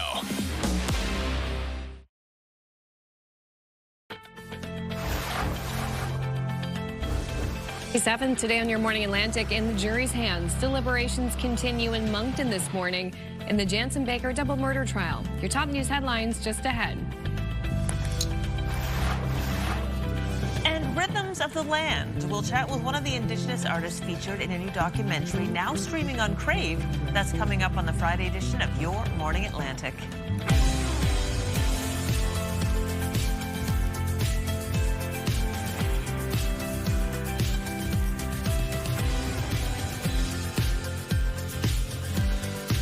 Good morning, Atlantic Canada. We hope your Friday is off to a great start. We certainly appreciate that you join us this morning, whether it's every morning or every once in a while. Time is precious. So we're happy that you're here with us. Yes. We've been receiving a lot of nice notes from viewers today. Which is great. I'm not going to call anybody out, but thank you so much. We love to hear from you, and the fact that we're making a little difference in your lives, that just means the world to us. I know. Yeah, it is really nice. We're always checking the emails. We don't have a big team here. No. But we got a small but mighty team, and that includes the people behind the scenes as well. Oh, absolutely. A lot of work. People behind the scenes who are working their full butts off to make sure that excellence goes to air. Yeah, at 9 o'clock, they don't have any butts left. That's right. They're exactly. gone. They have to Oh, you made me choke. I'm sorry. Oh my goodness. Oh my goodness. Speaking of butts, we're not going to be freezing them off, at least not on Saturday. You too, I can't. It's Friday. Yeah, it's Friday. All right. It's Friday, and I've had 2 cups of But coffee. yeah, you know what? You're not going to freeze your butt off today. Will not. A It bit will cooler remain starting out intact. the day, but it's warming up. But no buts about it. Oh my goodness. Here's a look at St. John. As of right now, minus 10 degrees starting off your day. Temperatures will rise a little bit later on, and we are seeing sunshine across all 3 maritime provinces today, and that sunshine sticking around in parts of Newfoundland and Labrador as well. As of right now, minus 11 degrees in Fredericton, minus 8 in Charlottetown, minus 5 degrees in Halifax, with minus 2 in Sydney, minus 12 degrees in Happy Valley Goose Bay, and 2 degrees for St. John's, Newfoundland. Here's a look at that wind chill, starting off quite cold early in the morning for parts of Atlantic Canada, with a risk of frostbite over in Labrador City. As I mentioned, sunshine will extend across Atlantic Canada today, but we do have some active weather in the forecast as well. A bit of flurry activity for parts of Labrador, looking at flurries and or showers for parts of Newfoundland, and for the maritime region, just sunny skies today, and temperatures will rise, but are cooler for our daytime highs than yesterday. As of right now, it's quite light wind across the Maritimes. As of right now, it is 20 kilometers per hour in Canso, 19 in North Cape, 17 in Grand Tang, with no wind gusts to report. We'll take another look at your weekend forecast just ahead. First, a look at your local news with Amanda. Thanks, Latavia. The jury in the Jansen Baker double murder trial is expected to resume deliberations this morning. After receiving instructions from the judge yesterday morning, the jury began deliberating whether Baker was responsible for the shooting deaths of Bernard and Rosemary Saunier in their home in Dieppe in 2019. The 29-year-old has insisted he did not kill the elderly couple. Just after 7 last night, court was called back because jurors had a question about testimony from 3 Crown witnesses. They retired for the evening just after 8 p.m., and they are expected to resume their discussions in about an hour and a half's time. A controversial drop-in center for former inmates in the community of Bridgewater, Nova Scotia is closing. The mayor shared the news on social media last night, noting the John Howard Society, which opened the facility, seemed ill-equipped to handle it. Further, during one of our early meetings with JHS to address concerns, in their own words, they indicated that the staff at Cedar Place were, quote, neither trained nor equipped to deal with the type of clients we are seeing.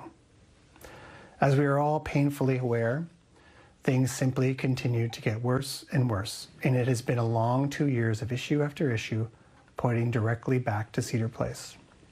David Mitchell says the community has seen a sizable increase in drug and criminal activity since the facility opened, and police have reported a 400% increase in incidents, resulting in lockups.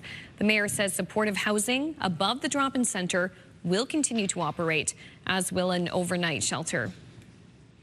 Power customers could soon have a new source of energy to plug into. The Mercy River Wind Project near Milton, Nova Scotia, calls for the construction of 33 wind turbines that are expected to produce enough electricity to light up 50,000 homes. Project partner Renewal Energy will sell the electricity directly to customers. Renewal's rates will be competitive with Nova Scotia Power's rates, with the benefit that they will be locked in over long term. I think it's definitely time people are looking for choice. They're looking for competition in the market. The federal government backed the wind farm project through a $206 million loan from the Canadian Infrastructure Bank. As for a timeline, phase 1 of the project will be delivering power to Nova Scotians early next year.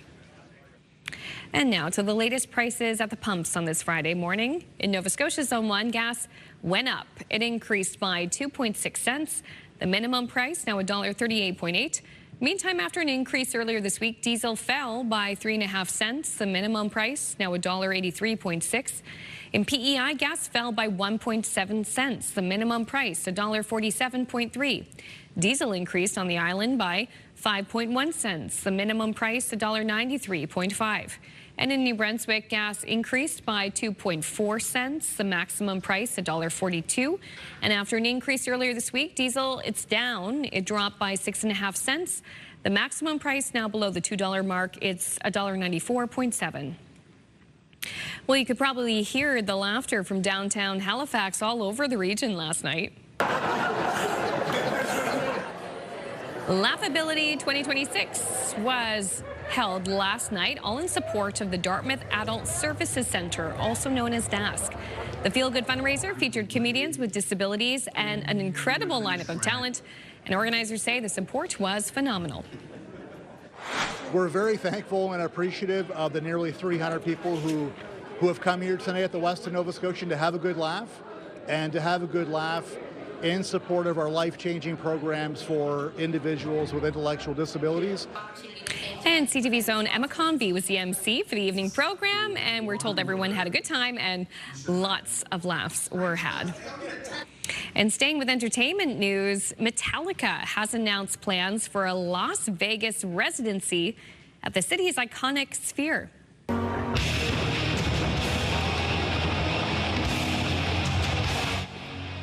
Rumors have been swirling in the heavy metal band that they were going to be planning to set a few dates at the venue, and now Metallica has confirmed they'll play 8 nights there, Thursdays and Saturdays throughout the month of October. Awesome. Yeah, the announcement says the band will play music spanning their 40-year catalog, enhanced by the venue's immersive technologies. And if you're curious, tickets go on sale March 6th. Latavia, you've been to the Sphere. Oh, yeah. For a very different band. Yes. But still cool. Yeah. The Backstreet Boys, yeah. Like in there. It's so cool. So like, yeah. It's a Sphere. So like, you're seeing all this graphics and video all around you. It's really cool. Does it feel like you're like in the middle of like just? Oh yeah, like there was like for the Backstreet Boys, there was like spaceships and everything. Feel like you're moving in a way. Yeah. Wow. Yeah, and it's not that big. Like it's huge, but it doesn't feel big. It feels like a very small, intimate experience, which is interesting. Cool. Yeah, I love that. Very cool. Well, so neat. That is fun. This might be even more fun for one particular person watching. Hopefully you're watching right now. It's time to announce the winner of our Kent Big Bucket giveaway for February. Yeah. Woo. So this month's prize is a made-for-supply workshop.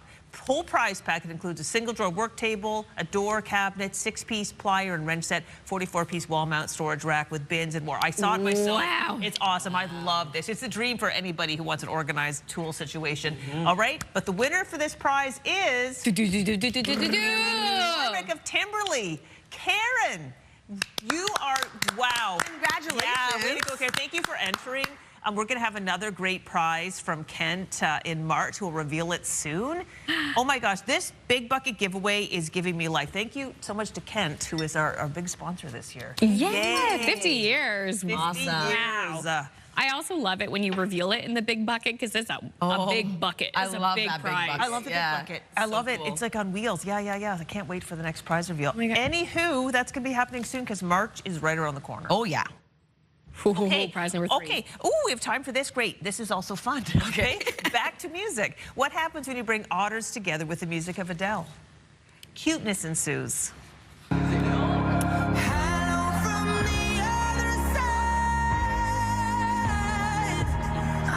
Always looking at otters is neat. They're so long and slippery, or moving around water so freely. But the fun thing about this is they used Adele's song, and the caption was "Hello from the otter side." Oh, and I thought you clever. appreciate this, Amanda. That is all. I do love a good pun. And I do They're love so seeing an adorable. otter swirling about. They are. Never seen them on snow though. Usually they've got a couple at the museum. Rather the Shubenacadie Wildlife Park. I was just thinking that, and they are great swimmers. Yeah, they're zipping. I've actually never seen one in the snow. No. There you go. Now we have.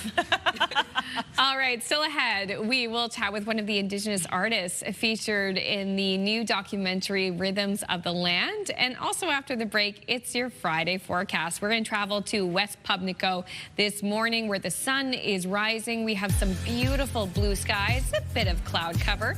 Latavia has details on our daytime highs and what we can expect for the weekend up next. What a pretty morning it is.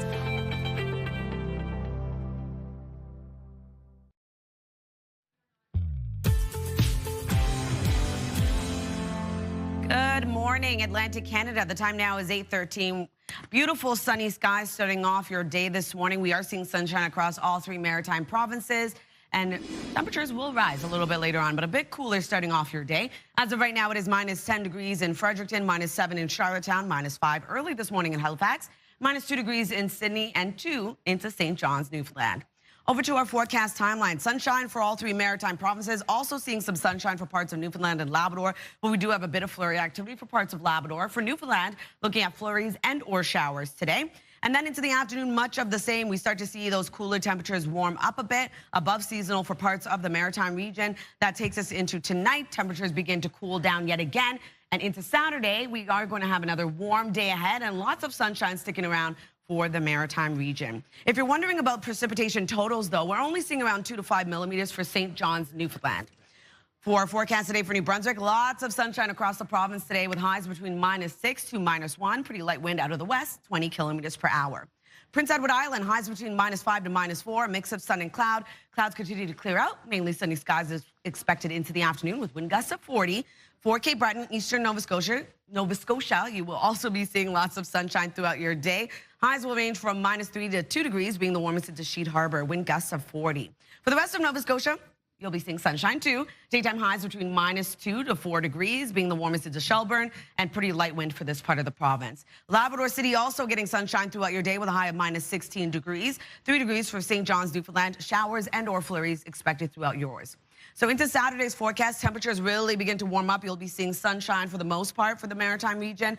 And then into Labrador, we do have some snow moving in. For parts of northern New Brunswick, we will be seeing some mixed precipitation into the afternoon on Saturday. And then into Saturday night, that begins to clear out. Still holding on to snow across much of Labrador. And then into Sunday's forecast, we are going to see a bit of a cloudier day ahead. And we do have another low pressure system making its way over, bringing snow and or rain to parts of all three maritime provinces into Newfoundland as well. That's a look at your weather forecast. We'll throw things over to Amanda. Thank you, Latavia. Now to international news. Prime Minister Mark Carney is in India today, kicking off a trade mission that will also make stops in Australia and Japan. Canada and India have committed to a trade deal that will be launched on this trip. CTV News has learned letters of intent and memorandums of understanding will be signed on defense, critical minerals, and clean energy during a series of meetings. Canada will also attempt to reset a fractured diplomatic relationship with the Indian government. Stateside, former U.S. President Bill Clinton will testify today in a closed-door hearing about Jeffrey Epstein. Yesterday, former Secretary of State Hillary Clinton did the same. CTV's Joy Malbin has more on what she said. Heads up, heads up, here she comes.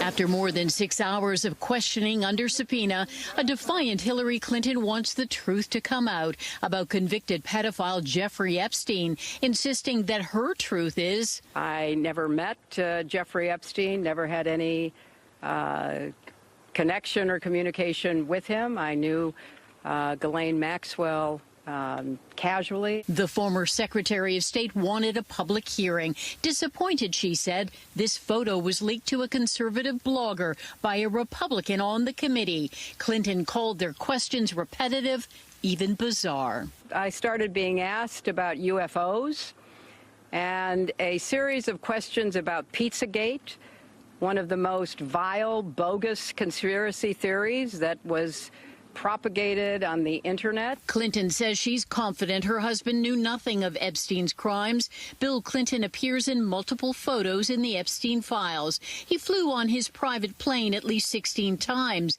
socializing and doing business with Epstein, who donated to the Clinton Charitable Foundation. Ended several years before anything about Epstein's criminal activities came to light, and and that he was charged and sadly given a sweetheart deal. New reporting suggests documents are missing from the Epstein files, including an FBI interview with a woman who claims she was forced into a sex act with Donald Trump when she was just 13. She also accused Epstein of assaulting her. Democrats say calling the presidential couple to testify now sets a precedent. We're demanding immediately that we ask President Trump to testify in front of our committee and be deposed in front of oversight Republicans and Democrats. Hillary Clinton says the committee should question Donald Trump directly under oath. Tomorrow, it's her husband, Bill Clinton's turn to testify. CTV's Joy Malbin reporting in Washington. A quick break here on Your Morning Atlantic. When we return, Crystal will get more details on a national music documentary called Rhythms of the Land. That's coming up on the other side of this break. Please stay with us.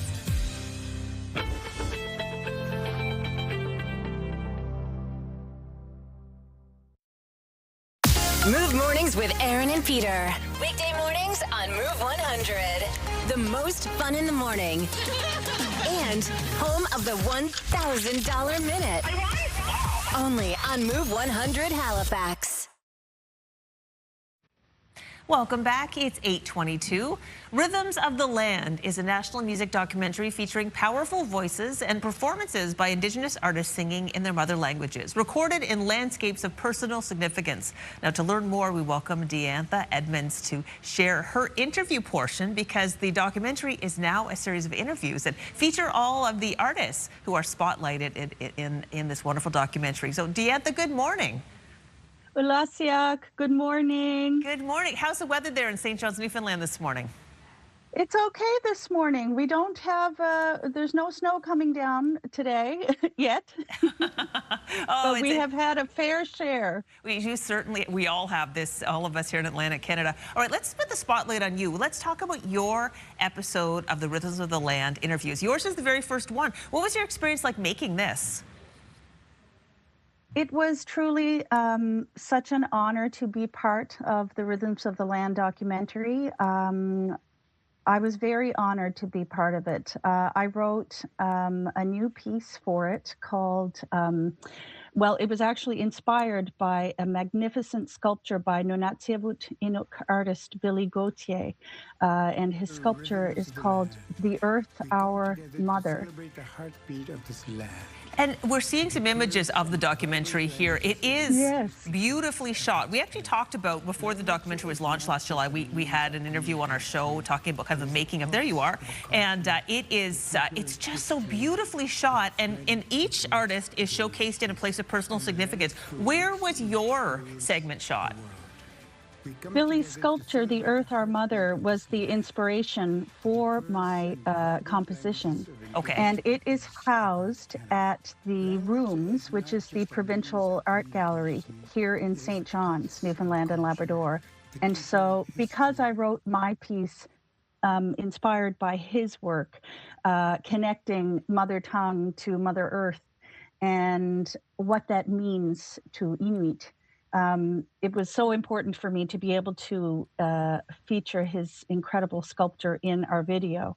And so it was just a thrill to make from beginning to end, to be inspired by Billy's work, a fellow Nunatsiavut Inuk artist, to be able to express my love for the language and culture, and to share my voice as a classical Indigenous musician meant a lot to be part of that documentary. Yeah, wonderful. And the music and art play a role in kind of reclaiming and revitalizing Indigenous landscapes and languages Indigenous languages in this documentary. How, like, the work that you do is all about that. Why is it important for you to continue to make art? It is really important to me. I am not a fluent Inuktitut speaker. I am working on that. I have had encouragement and support from elders and teachers from Nunatsiavut. And my composing, my writing, and my singing is one of the ways that I work on the language and share the beauty of the language. I also sing with and help my 15-year-old daughter Annabelle with the language as well. And she sometimes performs with me. to share Inuktitut in classical singing, because that is actually a part of Nunatsiavut Inuit history and culture. Classical music that's something very special about Nunatsiavut, and something I'm so honored to share on my breath in my work wherever I travel. How beautiful that your daughter is now involved in performing. That's wonderful that it's being passed on to next generations. We only have time for one more question, so I'm going to ask you, Diantha, why do you want people to make sure that they watch this documentary? I would like people to watch so that they can learn about the beauty of the various Indigenous cultures and languages and histories and artists and music that the documentary and the video interview series will highlight and showcase. And I can't say enough how honored I am to be a part of it. The work that the Office of the Commissioner of Indigenous Language is doing is so vital and important and beautiful. Well, I'm glad to hear that from your perspective, because I certainly hit it out of the park with this documentary and now this series of interviews. Where can we watch your interview? You can watch it online. If you go to the Office of the Commissioner of Indigenous Languages, you can see the Rhythms of the Land documentary, which is also playing on YouTube, and you'll be able to see some incredible interviews with other artists coming up. All right, wonderful. Well, thank you so much for your time this morning, Diantha. Nakumik, thank you. Now, we're going to put our link on our website so that people can find all of that information from the Office of Indigenous Languages. And thank you again, Diantha. We're going to turn our attention now to Latavia with a look at today's weather.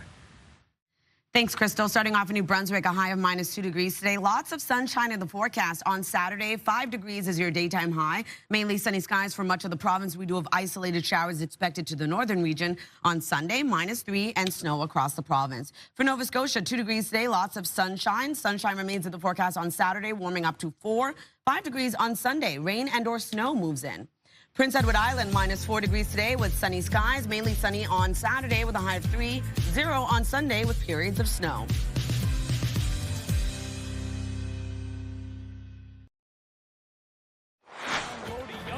Still ahead this morning, from the rink to the big screen. We'll catch up with maritime actor and hockey player Alexandra McDonald about her debut role in the upcoming theatrical release Young Blood. That's coming up in 15 minutes on Your Morning Atlantic.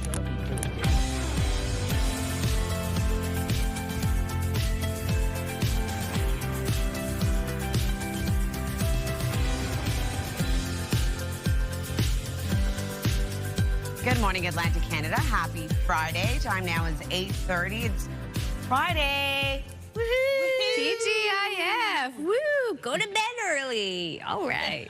Yeah, pretty It's much. true. It's true. Oh my gosh. We could have a disco nap if we have any plans for tonight. Maybe I'll do just that. Yeah, why not? Have you ever had something in your life where you're like, I want this so bad, I'm just going to give everything I got. This opportunity is mine. Ooh, that's a good question. On the spot, I don't know. Why? What are you thinking of? Well, I know when I wanted to become a morning show host. That was all. yeah. I was thinking the same thing. I was Yeah. like, just my career, I guess. That's what comes to mind. Well, I say this because our next guest we're going to chat with about Youngblood, she's like, this role is mine. There's nobody better for this role. I'm going to get it. Manifesting. Exactly. We're going to hear more about that shortly. We love that energy. We also love the forecast for the weekend. Loving the sunshine we're seeing across the region. Temperatures a bit cold early this morning. It's -12 degrees in your area in McAdam. Temperatures will rise a little bit later on. So we are going to see that sunshine for all 3 maritime provinces today. Temperatures will rise above seasonal for parts of the region, but still a bit cooler than we saw in yesterday's forecast, but not into the weekend. The weekend's looking quite warm. As of right now, though, -10 degrees in Fredericton, -7 in Charlottetown, -5 degrees in Halifax, -2 in Sydney, 2 degrees in St. John's, Newfoundland. Here's a look at that cooler wind chill factoring in early this morning, but temperatures will warm up a little bit later on. We do have a risk of frostbite, though, over in Labrador City. Keep that in mind if you are headed out in that area today. A bit of active weather for parts of Newfoundland and Labrador. Labrador looking at a few flurries. For Newfoundland, we are going to see flurries and or showers. And then for the maritime region, sunshine for all 3 maritime provinces. In terms of the wind, it's going to remain quite light for parts of the maritime region, but picking up for others. As of right now, 24 kilometers per hour in Canso, 19 into North Cape, 17 in Moncton, and no wind gusts to report at this time. We'll take one last look at your long-range forecast, but first, one last look at your local news with Amanda. Thank you, Latavia. The jury in the Jansen Baker double murder trial is expected to resume deliberations this morning. After receiving instructions from the judge yesterday morning, the jury began deliberating whether Baker was responsible for the shooting deaths of Bernard and Rosemary Saunier in their home in Dieppe in 2019. The 29-year-old has insisted he did not kill the elderly couple. Just after 7 last night, court was called back because jurors had a question about testimony from 3 Crown witnesses. They retired for the evening just after 8 p.m. and they will resume their discussions in about an hour's time. A controversial drop-in center for former inmates in the community of Bridgewater, Nova Scotia is closing. The mayor shared the news on social media last night, noting the John Howard Society, which opened the facility, seemed ill-equipped to handle it. Further, during one of our early meetings with JHS to address concerns, in their own words, they indicated that the staff at Cedar Place were, quote, neither trained nor equipped to deal with the type of clients we are seeing. As we are all painfully aware, things simply continue to get worse and worse, and it has been a long 2 years of issue after issue, pointing directly back to Cedar Place. David Mitchell says the community has seen a sizable increase in drug and criminal activity since the facility opened, and police have reported a 400% increase in incidents resulting in lockups. The mayor says supportive housing above the drop-in center that will continue to operate, as will an overnight shelter. Now to your latest prices at the pumps after prices changed overnight. In Nova Scotia Zone 1, gas is up. It increased by 2.6 cents. The minimum price now $1.38.8. Meantime, after an increase earlier in the week, diesel fell in Nova Scotia by 3.5 cents. The minimum price now $1.83.6. In PEI, gas fell by 1.7 cents. The minimum price now $1.47.3 a liter. Diesel increased by 5.1 cents. The minimum price now $1.93.5. And in New Brunswick, gas increased by 2.4 cents. The maximum price $1.42. And after an increase earlier in the week, diesel is now back down below the $2 mark. It dropped by 6.5 cents. The maximum price is now $1.94.7. Well, the ink has barely dried on the Nova Scotia budget, but publishers in the province fear their industry is doomed. Grants they've been relying on to produce books have been slashed. CTV's Callum Smith has more.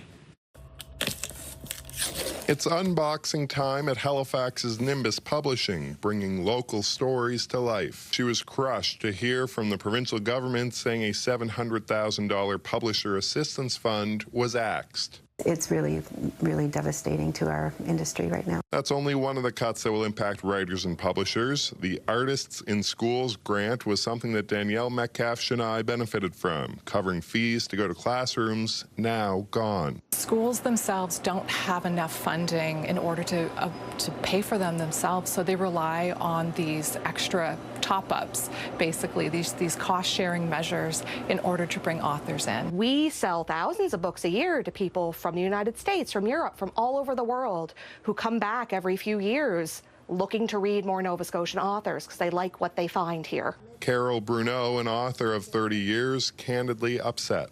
What is Premier Houston going to do to fill in the gaps of all of the people that will be thrown out of work, all of us whose careers will just be trashed? Callum Smith, CTV News, Halifax. Thank you, Callum. Finally, to the boys of summer. Star pitcher Max Scherzer has reportedly agreed to a new contract with the Blue Jays, and the negotiations may have been helped by his young daughter. Look at this. It's super sweet. 8-year-old Brooke wrote this letter to the Jays in December saying, I hope my dad is back on the team. My whole family loves spending time in Toronto with my dad. She signed it, Max Scherzer's daughter. Her name is Brooke, that's a reminder. And she also says she likes the CN Tower and the city's aquarium. Isn't that cute? It's so adorable. Yeah, multiple reports say the 3-time Cy Young winner has agreed to a 1-year, $3 million contract with the Jays and could earn another $10 million in performance bonuses. Isn't that cute? This will go down as my favorite story of the week. Wow. That's sweet. Wonderful. I love that the daughter was like, Dad, I've got to handle this. Yeah, I must let them know. I have to step in and be like, you're going to stay in Toronto because I want to stay in Toronto. Yeah. Isn't that cute? That's so great. adorable. I love that they love Toronto so much. Yeah. Love that. Thank you. That's sweet. You're welcome. That was a gift. Yeah, and I give it to you. And to you. So much. Okay, what's going on this weekend? We'll take a look at our community calendar. So starting off, we have Sci-Fest. It's a 4-day family-friendly science festival taking place March 2nd until the 5th at the Fredericton Convention Center. So the event features hands-on science activities, interactive exhibits, live science shows, and so much more. Families are invited to explore, experiment, and discover together while celebrating curiosity and joy of learning. That sounds awesome. Yeah, it does. And we also have a really cool event taking place in Summerside, so you can get ready to shred on guitars and skateboards March 1st. This event showcases bands that will perform at the indoor skate park. This is Generation XX, I guess, Youth Club. And attendees are encouraged to bring their skateboards as well as you enjoy the music. Open skate starts at 2 p.m., music starts at 4. And the Black Loyalist Heritage Center, you can go over there, lots going on there. Check out their exhibits. They have a Lindsay gallery. Immerse yourself in the multimedia presentation of the Black Loyalist journey from Africa to the American colonies and then to Nova Scotia, back to Africa. To learn more, just head over to their website. Lots of different things to look at. And if you have an upcoming event, please send us the details. We'd love to promote it. Your Morning Atlantic at ctv.ca. It's hard to believe the Black Loyalist Center, now over 10 years old. Yeah, that seems like really a great opportunity for education. Oh, and yeah. Immersive experience, wow. March break. I recommend going there over March break to have some extra time if you're in the city and you got to make that drive. Okay, still ahead, we still have a lot coming for the last 20 minutes. Latavia has the last full look at the Friday forecast and also to a big screen debut. Maritime actor and hockey player Alexandra McDonald will join us to talk about her role in the upcoming Young Blood reboot. That conversation's coming up next. Don't go anywhere. You don't know much about me. I know that you're angry.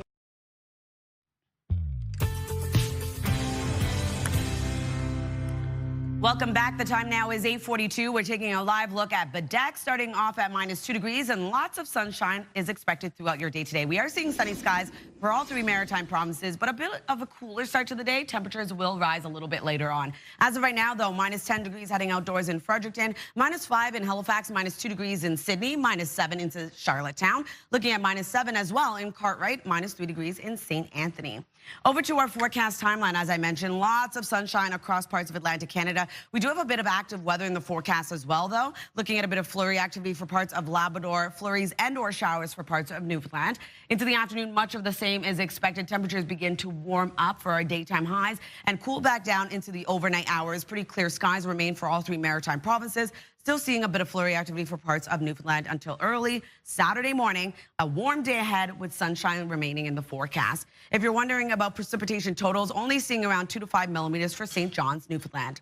For New Brunswick today, starting off with mainly sunny skies. Clouds continue to clear out into the afternoon, and we will be seeing daytime highs range from -6 to -1. Pretty light wind across the province out of the west, 20 kilometers per hour. Prince Edward Island, highs between -5 to -4. A mix of sun and clouds starts off your day. Clouds continue to clear out, mainly sunny skies expected into the afternoon. Wind out of the west, 20 gusting to 40. Same thing goes for Cape Breton, eastern Nova Scotia. We are going to see lots of sunshine throughout your day. Highs between -3 to +2 in Sheet Harbor. Wind gusts of 40 kilometers per hour expected as well.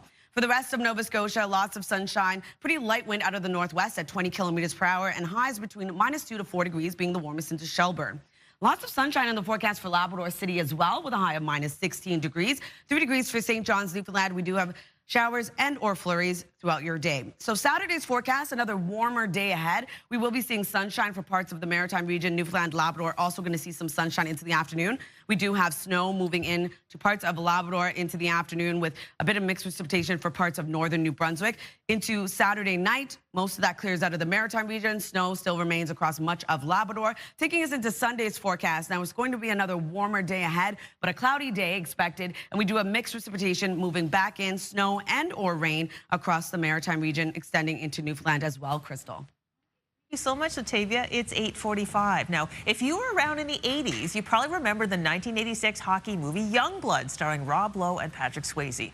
Well, now the movie is being reimagined for a new generation, and the film will be released next Friday. One of the stars of the new film is Prince Edward Island's Alexandra McDonald, who is an actor and a hockey player. So we're very pleased to have her join us live in studio this morning. Good morning, Alexandra. Congratulations. Thank you so much. This is so exciting. This movie Youngblood is going to be debuting across North America March 6th. Yes. Oh my gosh, did you ever see yourself as a movie star? Yes. Okay, I love that. When I was growing up in Kensington, I vividly remember just looking at myself in the mirror, pretending to do what we're doing right now. Wow. And so I've been practicing for a while now. Well, what I love is I read that you found out, okay, first of all, let's go back to the hockey playing in Prince Edward Island. So you played hockey in Prince Edward Island. I guess your dad really encouraged that. Yes, he gave me one option, hockey or hockey. Yeah, I love that. And when you were growing up, you were saying that it wasn't always easy to be a hockey player as a female. You had to play with the boys until things kind of took off. Explain that for our viewers. Yeah, I mean, I started when I was 5, so that was in the early 2000s. And so there wasn't enough, especially in Kensington. It's like the population is like 1,500, so there wasn't enough for a girls' team. But eventually, 3 years into playing, there was enough. And then eventually enough on the island to make a AAA division, so that's kind of how I spent my childhood. Well, I know that you did, then you got into theater, and it all came together with this role. I know that you saw that there was an opportunity for this role where you could take your acting and your hockey, put it together. You're like, this is mine. Yes, it was a surreal moment. Like when I got the audition, my friend who's from Australia, grew up in a beach town, was like, should I even bother auditioning? And I was like, no, this one's mine. She's like, I don't even know how to hold a hockey stick. Yeah, so when it came in, there was just like this overwhelming feeling of like, oh, this is gonna be mine. I'm gonna have to work hard for it, but it's gonna be mine. Yeah, and then I know that you play a goalie in the movie, but in real life, you're not a goalie. No. So tell our viewers about the story about the goalieing in this film. Well, I've played like ball hockey goalie, so I've experienced the gear on me, and then we got a stunt double, and they were shooting her for a little bit of the day, and then they were like, okay, Alex, time to come in, because they had to get some like close-ups of me and stuff, and they were like, wait, like the hockey choreographer was like, you're better than the stunt double. Oh my gosh, that's amazing. That is so fantastic. Okay, so you had the experience of making the film. Maybe for our viewers at home, those that haven't actually seen the original movie, what's the plot of Youngblood?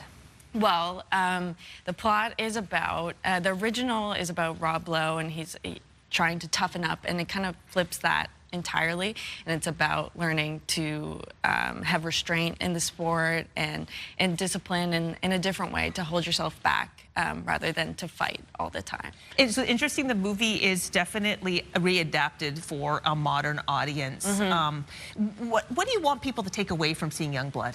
Well, I am really proud of the movie, that it was shot in Canada, and that the hockey is so well done. Like, it's really hard to capture hockey authentically on screen. It's a very hard sport to shoot.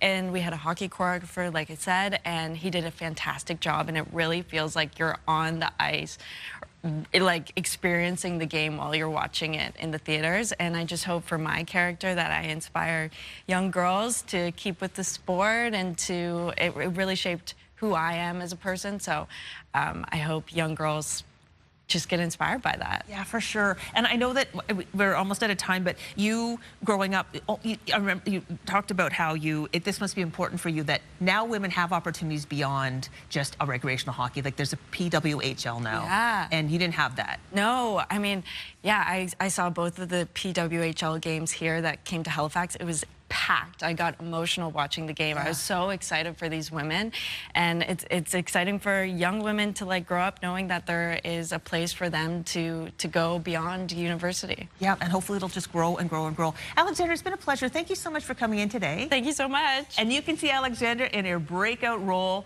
She came on her studio now. She's going to be a huge star when this all goes international March 6th. You can see the movie in theaters. It's 8:49. We're going to take a break and be right back after this.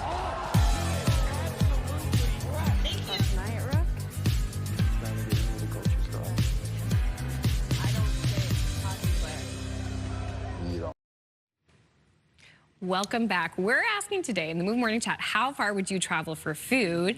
And you guys have traveled quite a bit to get a taste of something delicious. You have some fun stories. I'm going to start with some of my favorites. Some people who agree with me about this. Jerry from Bedford says, Amanda, I agree. The homestead is amazing. That's in Riverview, if you missed it. We lived in Moncton for 2 years. My favorite thing was the massive piece of chocolate cake with boiled icing. Thank you, Jerry. See? Yeah. I told you it's incredible. I'll have to pick you up some the next time I'm there. Also, agreeing with me, Melanie from Moncton. Amanda, the homestead has amazing breakfast and the PB is on point. You're absolutely right. So yummy. Our favorite place to go is Beer Daddy Barbecue in Hampton, New Brunswick. He smokes all his own meat and the mac and cheese is beyond. You don't have to travel too far from Moncton to get there too. Next up, Shirley says, I live about 35 minutes from Yarmouth, which I would travel to just for the Taco Bell. Oh, yeah. Now they've closed it, so when the weather gets better, I'll have to travel to New Minas, over an hour drive for that one. Oh, yeah.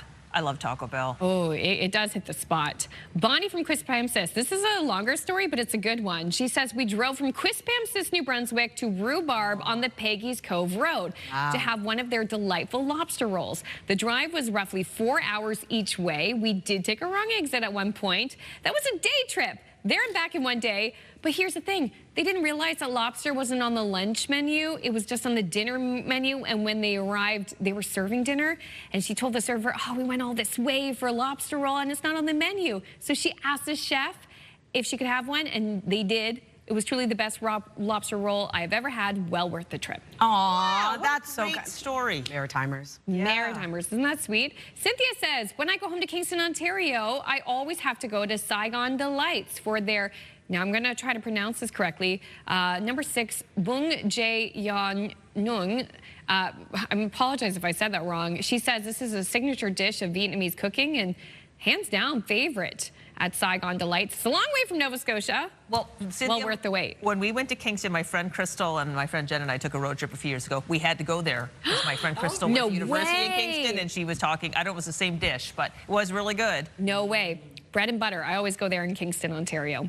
Next up, we have Candace from Cape Breton. We used to drive to Waikagama from Sydney to have these best burgers on the island, and their homemade pies were always a treat. It's Vi's, by the way. Oh, Vi's. And they had, I've been to Vi's, it is great. But they oddly had in a bathroom stall in the women's washroom. There were 2 stalls, but in one of the stalls there were 2 toilets. Really? One just in case you want to share. Anywho, yeah. Best burgers and pick whatever. In the weirdest bathroom. Next up, Nicole Ross. I've driven to Montreal just to eat a sandwich from Schwartz Deli. Yes. Hands down, worth the drive. Oh, that sounds so good, Nicole. It's Nicole. Good morning. So good. I recently had a dinner with my friends to recreate the Schwartz Deli experience. Really? Yeah, we made smoked meat sandwiches with Suzette's recipe, and we had the giant pickles, and I made cherry cola and the Ninja Slushie. Oh my goodness. It was a good time. Nettie from Lower Sackville says, I drove 21 hours to Greektown in Detroit, Michigan to have gyro with friends. Also, best chimichanga and Mexican food there. Oh my gosh, I was going to say driving to Detroit from Mexican town. Oh my gosh, we're living a parallel life. A lot of people go to Sackville to get a taste of Kaiser's subs. Yeah, they're really good. Peggy, Mahone Bay. My husband and I have traveled from Mahone Bay to New Minas for the Chinese food buffet. Oh yeah. Over at Cow Restaurant. Sounds good. Wow. Oh my gosh, you guys are amazing. And I think, do we have any more viewer texts? That might be the last one. Lots came in. It's just that's all that we had time to process. Yeah. Anyways, thank you to everyone who took a moment to share where you've been and where you're going to next. It's awesome. Yeah. Where have you gone, Crystal? Where's well, definitely the Mexican town. It's a place in Mexico. They call the whole area Mexican Village, but it's really authentic Mexican food. Ooh. I remember eating there one time in university after going to the bars. Because it was like back in the day, we were on the border. Ooh, look at it zipping along.